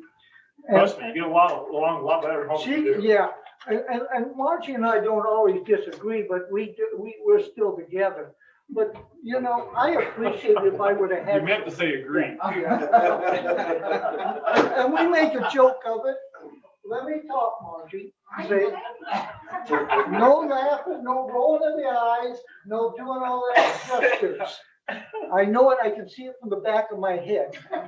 But I wanted some help. And the one time was discouraging coming to you. And that's not right. We're supposed to work together. This town is not going to come together. I'm going to tell Bob that. It ain't going to be color barrage or everybody's going to be loving each other. So you're getting better, you know, but nobody's coming together now. I get that. I'm going to tell you, right now, I know it's going to get worse from what I understand tonight. And let it get worse. Okay. Why? That's fine. Why let it get worse? Why not correct it? Because it's out of control. How do I correct something? I tried to correct it. Well, you said as the mayor, you could correct it. Oh, I could. Come together and help us correct it then. What good would it do me? Because you would do the can't work community with me. good. No, you can ask for my help, and I've been out there, but the problem is the people I know on both sides, and they're just not coming together. And you can get all the work done, but it ain't gonna happen. So we're done with that. I would appreciate a little more help, and we could have solved some problems out there. Maybe you could have corrected me. I'll apologize to anybody. I apologize to you. I don't have a problem apologizing. I have no ego. I have nothing I care for. I'm retired. I make a good income. So what do I care? But I donated my time to the town as code enforcer because Marty came to me. And you know, I'll tell you a quick question about your ex-mayor. And Margie told me, don't do it. She says, every code you wrote up, every violation you wrote up, Marty changed it. Every red, look at it. Every red tag I put on something, Marty changed it. Right down to the trailers, the connexes, the horses. Margie says, quit writing these violations up because Marty's changing it. And I can show you. Well, I'll be honest with you right there. It wasn't just Marty that changed it. I talked to Marty, and Marty and I both collaborated and talked about those changes. It took that an we entire made council. because It wasn't one we, individual. you know what? This town has people that own horses and other things, and we figured we needed to make it fair So for I everybody. need- Because this town is not a CCNR. We're not a little HOA CCNR. No, and I It's a don't town want it to of be. People that don't want to live in a CCNR HOA. And that's half of what. Did we you want know it to that be. you were in violation? That you got a code violation? Did you know that? I got all kinds of code violations. That Connex should have been painted instead of you taking a Richard, paintbrush. can I excuse myself for just one second? Ma'am, can I I'm ask you just again? going in here. It's not Oh, done. I'm sorry, go ahead. Yeah, she got, so. No, I was gonna ask your You know, it's not done. Huh? No, it's not done. No, okay, well, we got plenty, I gave everybody plenty of time. Yeah, it was a combination of things. But the problem is, we've got a problem, and Dale knows it. I got a lot out there with a bunch of trailers on it that I thought was okay. I should follow up on the code. Marty changed everything. Well, I'm sorry, I don't know what trailers you're. You're talking about the 20 acres that they put the trailers on there that I Oh, said Mr. should have a Holmes. permit to park a trailer Mr. on there. That was a code at one time. He changed it in 3 different places. Well, you made I want to clarify why you got that, then you made a statement when you were doing your interview that you could park as many trailers as you want to. That's not true, and I told you that Yeah. last week when we met. And you're right, but he's got 2 right now and a Connex. He's entitled to, he's not entitled to Connex until he pulls the building permit, which I believe he uploaded today, was I not correct? Taylor, is that correct? Yeah, you're correct. But the trouble is, I wrote that nuisance complaint months I ago. understand that, but if Blackhawk, for example, drives a yellow Corvette. Yeah, you and made that I'm comment gonna be before. facetious here Yeah. for just a second. That's fine. If he drives a yellow Corvette and we want an ordinance that says you can only drive red ones because I like the song Little Red Corvette, and we go change that ordinance, is that fair to him? I'm gonna work with him, and I'm gonna work with Mr. Holmes to do everything I can do to get him into compliance instead of just going in and throwing a chopping block down and say you're out of compliance. And that's what Marty did with Mr. Holmes. Now, you felt like he gave him too much time. I'm not here to debate that whatsoever. I'm here to find a way that every property owner can exercise his rights to his properties, as I said earlier, as long as he doesn't have a negative impact on his neighbors. And Mr. Holmes's trailers, he's entitled to. Mr. Holmes's Connex box, he is not. He needs to be in compliance. And I saw an honest effort on his part to become in compliance with that Connex box. Was it slower than you wanted to be? Absolutely. Was it slower than I wanted to be? Probably. Was it slower than Marty wanted to be? Probably not. I don't know. The point is, our job here is to find every way we can for each landowner to be successful. That's my personal opinion. I'm working with him to get in compliance. I work with numbers and codes. If the code says you can't have it, that's what I work with. I don't work with compliance. I work with something in the code. The code says this. 2 months, 3 months down the road, the code still says it, and it's I still will there. tell you that's why I personally did not vote for you. Yeah. Because I believe you have to. I don't believe you can sit in any one of these chairs and live in a black and white world, because our town evolves, our needs evolve, our individuality, our individual characters of our town have different demands. Yes, there is a principle that we Yeah. need to follow. You gotta follow rules. I absolutely think you have to follow the rules. But I also think that the town has responsibility to help its residents to become compliant and not ostracize them for not being in compliance, not crucify them for not being in compliance. Let's find a way to get them in compliance. If they don't, then we'll go to those measures. And we didn't get that far with that individual because he started. But you working on gotta it. think about the residents that are out there I that's do. been here, I that do. say, why isn't this happening? What are they doing about it? And we have no answer. Richard, let me ask you a question, Go ahead. and I'm gonna be facetious, and this is entirely intended to be Yeah. facetious. Did that Connex box of those two traders really hurt you? Did it hurt you that we were working with the guy to get him in compliance? In a timely manner, yes, it did. Okay, well, then I apologize You for got that, it. for You- what you're not- Marty's timeframe was. My timeframe was much shorter. I got him where he needed to be. He's in compliance. Well, with the comments. Now, the With last comments. thing, if I'm With the going, comments. huh? He's in compliance with the Connex. Okay? Just Does he have because, building permit? He issued it today. We submitted, he submitted today. It should be released tomorrow, next day, I think. Don't quote me on that. So there's two things I still need to review. yeah. Okay, we're But he's done. taking the action, Richard. Yeah. He's taking the action to correct it. I mean, it's like, I'm gonna use my good friends, the Hardys over here, okay? You know, bless their hearts, they're on a limited income. Do I like coming in and seeing that they can't really afford to have 10,000 flowers in their yards to make them the best gardens? No, I don't, but I'm not gonna go out there and browbeat him to death to tell him he's got a garden up his yard to make it look more attractive either. There has to be some reasonable function that you exercise when you evaluate these things, and it should always err on the side of the resident. That's my position. The Hardys. I know the Hardys very well. I wrote them up and I talked to Mr. Hardy. I was there. Anybody I write up, I go and talk to them.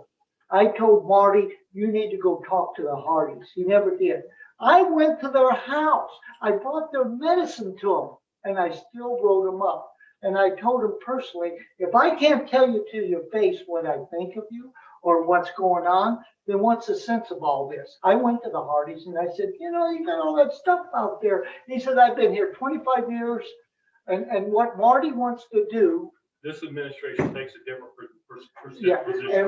and he told me personally, I helped him put his junk in the dumpster.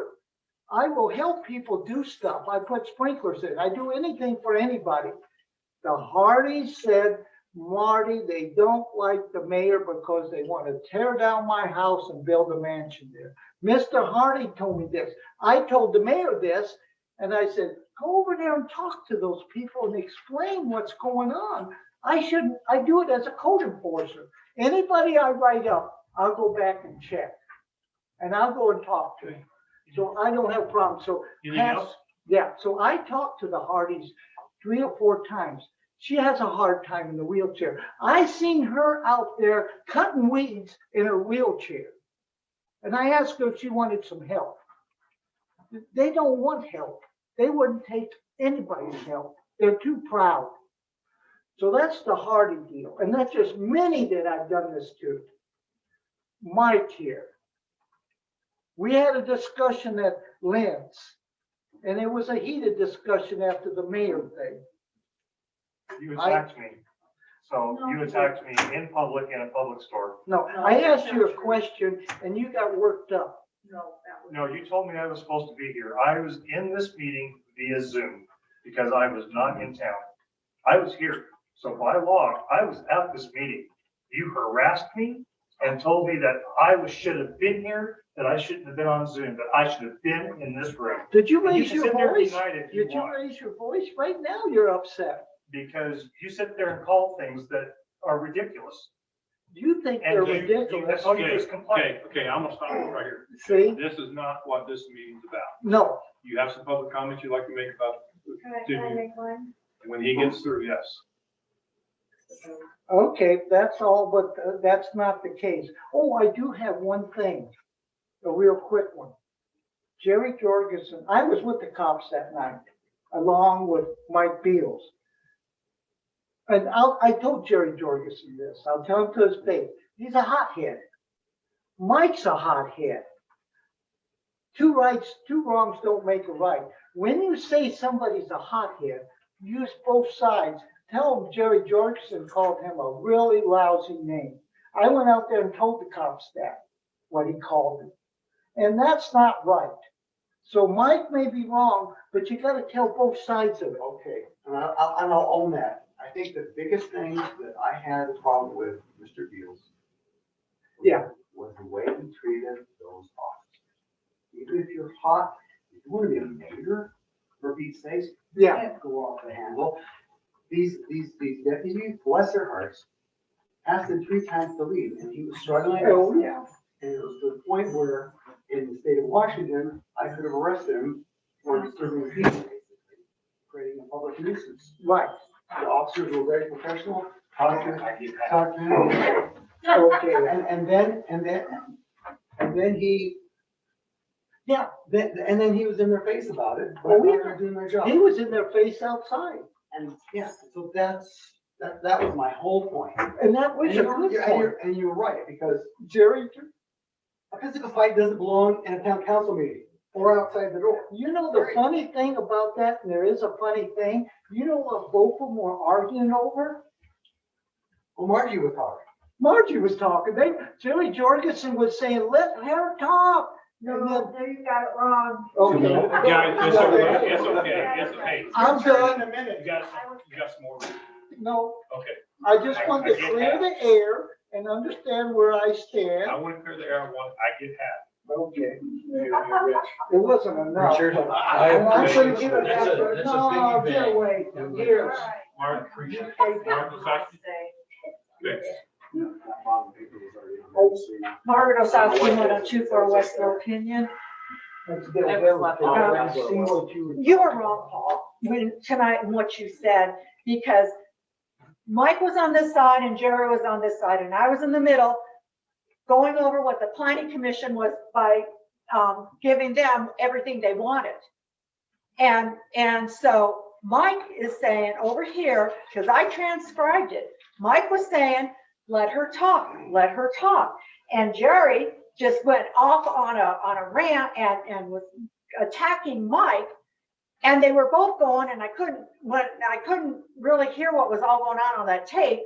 And then Marty goes and calls the cops or the police officers. I worked at a police department. They don't like being called cops, but at the police, he called the police officers.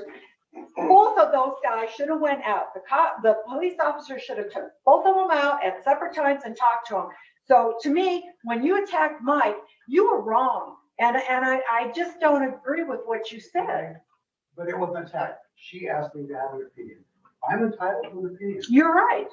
And But and that was my opinion. And it's all perception. Even your husband was wondering who said who first, but that's not what we're talking about here. My bottom line, and yes, Jerry, if Jerry was acting that way, he should have been right out too. My bottom line was the way that Mike treated those. And what do you think if those police officers would have called Jerry out? What do you think he would have done? You don't know, and I don't know either. So you But I can't. only know what I saw. And I saw, and I heard, and I listened, and they were both hotheads. They were both Kathy, thank you. wrong, and I'm just Have a good really. night. I don't disagree. I don't Okay. disagree. You're not done, are you? I am. Oh, yeah. Anybody else? Any public comments? I'm afraid. Don't be afraid. I just want to know if you put red racing stripes on your yellow Corvette, that appease everybody. Okay, I don't want Taylor to have to type too much more, but as She a good. resident up on Apple Valley, up on the hill, I have no problems with them having a development there. I agree, they have a right to develop that property. My only concern is the safety of the road. I have nearly died on that road multiple times. I have nearly run over his head once, literally. Is there any way to cut into the side of that hillside to widen that road? Yes, there is. We looked at, and I looked at, they haven't, that in part of that review process. So we took a look at lowering the grade, going back up, the direction going grade. And what we discovered was that in the lowering of that grade to fix that problem, but the driveway going up where the tennis courts are became impassable at that point. So that road becomes over-designed. So you'd have to drop that road down as well. To do both of those, the cost got pretty expensive to tie those two grades together. But we did look at that. And if it can be done, it's costly to do it. Okay, I'm going to put on record that it is a safety issue. If you are weighing a cost issue versus a safety issue, safety should always take precedence. Always. I agree, but it's not as simple as saying, is it a one versus the other? Because the roadway that was engineered and designed, I don't, well, I forget what this place was called before it was the town of Apple Valley. They actually called it something.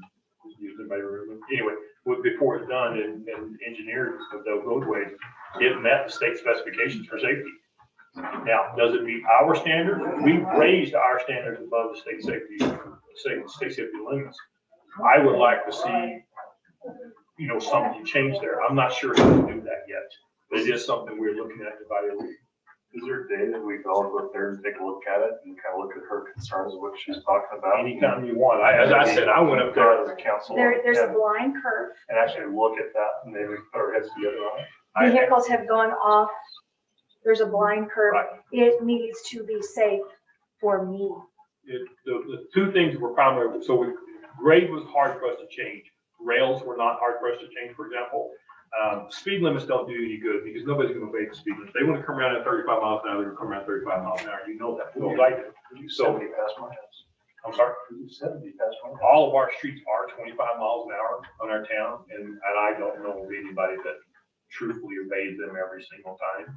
So there are some things that there are, with exception I of was the just dark. gonna say something for her road. Is there any way you could create stop signs in order for the blind curve, is what I'm saying, like where technically kind of street, I guess, I don't know how you would exactly do that, but could you put stop signs in order to at least get people to That run whole and street see? is odd. I don't know Before how they- they were passed I don't know. engineering specs 35 years To ago. answer your but- question, as I said earlier, we have engaged Sunrise Engineering to do a traffic study in our town to address many issues, that being one of them.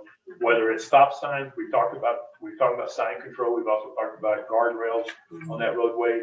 We've talked about speed bumps on that roadway just because of the severity of it. You don't like to put speed bumps in the city road. What if that section of road we do, sorry, don't mean to cut you off, we do in concrete with some, time marks sideways to help kind of for traction when wet roads and so on and so forth. Just Grooves. yes, but sideways. And that is the report that Sunrise is studying and looking into to find what we can do that is feasible to do. It is a tough situation. I go back to what I said earlier, without causing Mr. Wells to write a $2 million check, I just assume that roadway go out there and not even connect with that. We don't have that ability to do that. He is entitled to use the roadway. So we must incorporate everything we can to improve the roadway as part of that process. I even looked at widening the roadway, if there's any way we could widen the roadway. And it's problematic to do that because of water lines, existing grades, et cetera. So if you drop down the roadway that's going up to the tennis court, for example, then you increase the degree of the angle of their driveways coming down into the street, and that becomes problematic too. So it is a tough challenge. We are going to rely heavily on the engineer to find the best possible ways to augment that and fix that everywhere we can. Short of eliminating his roadway and encourage in future development, which is not as far off as you guys think it is, out on Main Street, so that the traffic can go in that direction, be pulled in that direction. But right now, they're going to choose the asphalt over gravel. All right, well, I wanted to express my concerns and have them on record. Thank you. Thank you. Hope we answered you. Will you two state your names? Oh, Richard and Brittany Fisher. Okay, Richard. Which is which? Troublemakers. Okay, any other public comments? Mr. Campbell, please step forward and state your name and address, please. My name is Robert Campbell. I just wanted to say thank you. Thank you, everybody, for your efforts, for your works, for your time, for all that you do. Thank you. Thank you. Any public comments on the internet? On Zoom? I see somebody flying up there. Jorgensen's. Jorgensen's? Get on mute. Unmute, please. Unmute, please. You gotta unmute, Jerry. Come on, Jerry. See, you guys know technology. How's that? We're here. That's better. Yep. All right. Hey, All right. listen. I think the world of old Margaret Osowski and her husband, they're good people, but I don't know if old age has got her a little senile or what, but that night that she was in the back, Claire in the very back, Junior was in between us. I'm the one that told her or told Beals to let Margaret talk because she was talking about a wall that was being done over there by Cedar Point. Now, she's got her story a little confusing, but you can see right here, I have a letter that was written to my wife from Beals, calling Wen and the rest of them crooks and calling them that they were taking bribes under the table, that he was having them all investigated. And then at the end, he wrote in there, I don't want to sound condescending. Oops, there went the flag. He is condescending. Now, that's all I did was to go down there to see who this clown was that wrote this letter and why he would write a letter like this to the people that are donating their time to help out this city. And just watch the video. The video is on there. Margaret is wrong. And God bless her, she's trying to start something, but it's not going to work with me. You think I have a hot head? I do when people go after my wife. I protect my family. So let's just put it like this. We've had enough of the bullying. We've had enough of the crap you people have been starting, how you beat up Marty, how you beat up everybody if it doesn't go your way. Give people a chance. They've been doing great things. I didn't see you people put any money into that bathrooms out back. That was Marty and Tish. I saw Tish buy ice cream all the time for those little things we had out back. Everybody was in. You, Margaret, and all of you were all great friends. What happened? What happened to your group? I don't understand what's going on. I don't even want to come down there anymore. I just don't want anything to do with any of you. Wen and I have pulled back in. We're tired of it. And I hope somebody starts doing something and does a little positive, because this world is going to shit and you people are helping to move it right along. We need each other. This is a community. We need to tighten it up. We need to be friends. I do these things I do for the roads, for you, Margaret, for all of you guys out here in the Gooseberry. I do it just for a wave, just a smile. I do it on Sunday. I do it on holidays. I do it every time there's a rainstorm because we don't have a damn truck to water our roads. And I have a hard time getting up the hill where Blackhawk lives because that truck can't pull it when it's wet. So let's cut the crap. Let's cut the blame game and let's just try to work together. Put your swords down, because I'll tell you what, you guys are headed for a bad deal and it's going to be really bad. Anyway, that's all I got to say. If you want to see a copy of the letter, watch the minutes. You'll all understand what went on that night, and it's not like it's being told. So tell it right. I have no problem. Thanks. Okay, thank you, Jerry. Thank you. Anybody else for comments online? Just a second, online. Okay, we'll skip out of the online. Mr. I got your name. Mr. Fisher. What did you say your first name was? Brittany. Brittany? You're up. Mr. Fisher. You like Holy shit. All right, mute yourself. Come on now. I was actually gonna say pretty much a lot of the same stuff that Jerry just said, but I'm so dang tired of all the bickering and backbiting in this town. It's not even funny. A lot of us, everybody up here too, donates their time and spends a lot of time trying to help the town. And everybody can just bitches and moans and complains about everything that happens, but nobody wants to actually come up and take their place. Nobody wants to come and do what you guys are doing. So if they don't want to go lift a finger, I'm like, Rich Osowski's done nothing but complain about everybody. He complained about Kevin Sayers' siding not being on his house so long. He wrote him a letter saying he was going to sue him. What kind of neighbor is that? Get off your butt and go help him. I live on the other side of the town and I went and helped him. Yeah, you finished it. Well, Got done when you came over. But we're not going to be neighbors. We want, help out, help each other out. Quit bitching and complaining about everything. That's it. Thank you. Any other public comments? Blackhawk, Blackhawk, anything? As many times as my name's been mentioned tonight, we need to Sure. change the street to Black Hawk. I'm all for that. We could probably make that happen. We're gonna, Probably no apples up there anyway. okay, we're gonna close the public comment at this time. Excuse me, can I Guys, say I have- something? Sorry, who's this? Tish, Lisenby? Oh, hi, Tish. We'll reopen. Hang on, you guys got a problem reopening? No. we No. can reopen. We'll reopen Right the public ahead. comment. Go ahead. Sorry, tried to sneak in there beforehand, but technology, you know. First of all, I'd just like to say that Mason Walters, you are an impressive lady. I hope that there's an opening on council and that you'll apply and that you'll run for mayor, because I think that we need a strong woman, and I think it's time for the town to step up and try something different and new. And I think you're a breath of fresh air. And I hope that you do that. And second of all, I have a solution for the blind curve that they use all over, and that's mirrors. We can get big giant mirrors and put them in the 2 locations, and then that way you can see the mirror and see if somebody's coming up or around the corner, and that will solve that problem. Okay, I'll abolish it.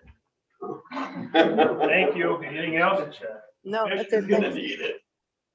Thank you, Tish. Don't forget to mute yourself. There you go. Okay, we will reclose the public comment section. This has been a long night. I thank everybody for coming out and working through these issues, everybody's support. Again, I don't think there's anybody at this table, including, especially myself, doesn't recognize the challenges here. I'm gonna close and make one personal statement because don't feel like I've made a personal statement. I'm not the cause of the division, Mason. This town's been divided long before I got here, and it'll be divided long before I can leave here, after I leave here. I'll do my level best, and I hope you do your level best as a neighbor and do the same thing.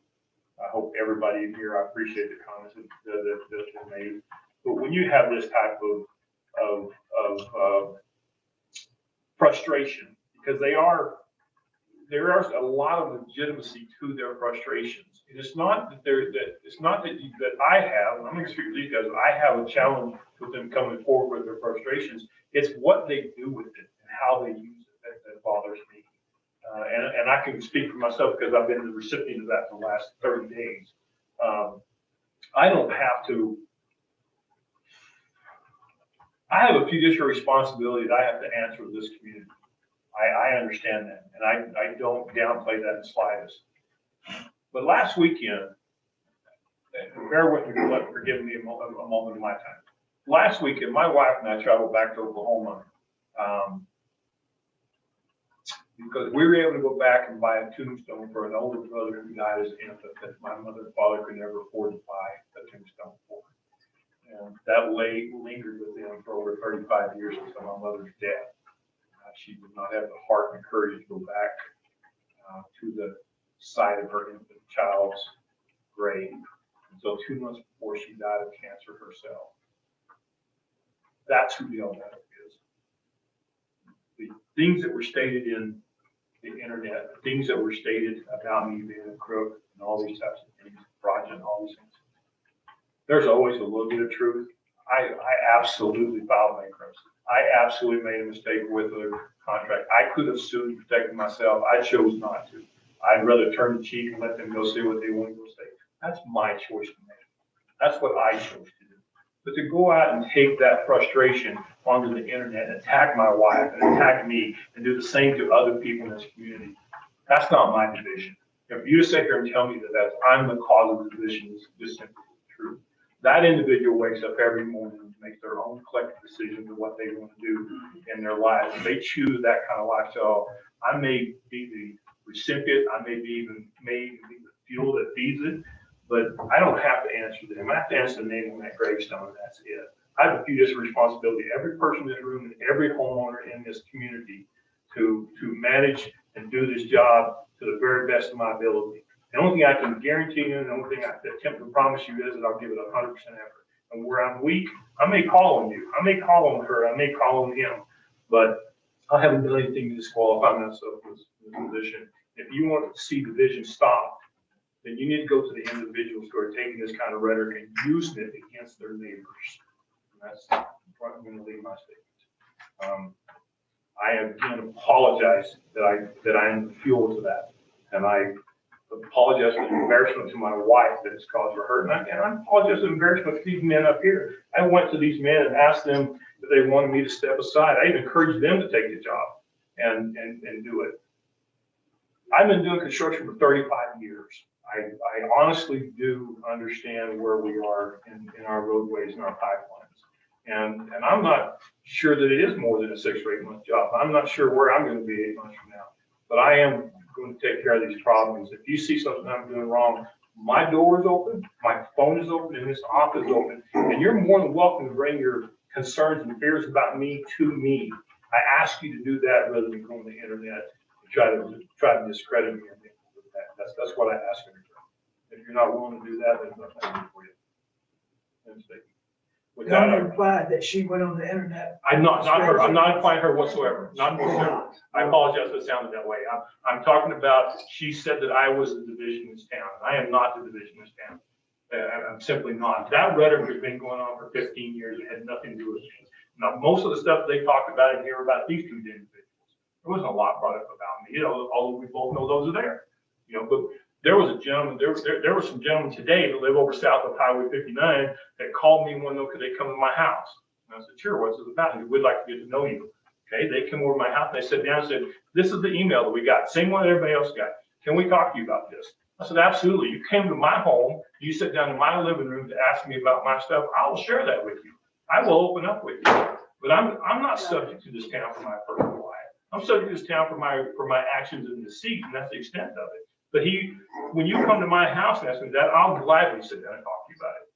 And that was my point, which is that I'm not the source of the division in this town. I may be today's subject, but tomorrow somebody else will be that subject matter, just like it's been for 15 years, because you have that element growing and breathing within this community. And the only way to stop it is to look in the mirror. That's where it starts. You know that, and I know that. You know that you can't control somebody else's emotions. You can do all you can do to be a good guy, the right guy, to do the right things, but it also takes effort on their part too. And until they're willing to do that, you can just do exactly what Mason said. Continue to set an example of how to do things, and they're either going to get on board or they're not going to get on board. And that's where I was going with that. So I apologize, it may sound like I thought I was saying you really want to put it on the internet. I know you were not. I know exactly where it came from. Okay, with that, I'll make a motion to close. Second. Vote. Aye. Aye. Aye. I don't know, I kind of like hanging out here. Oh, I like to go get some dinner. I don't even have internet. Neither do I, buddy. I concur, by the way, there is a seat on the, we need a council member. Vote. Yes. Put your application in, we'd love to. Yes, we're already voting, yes, yes, yes.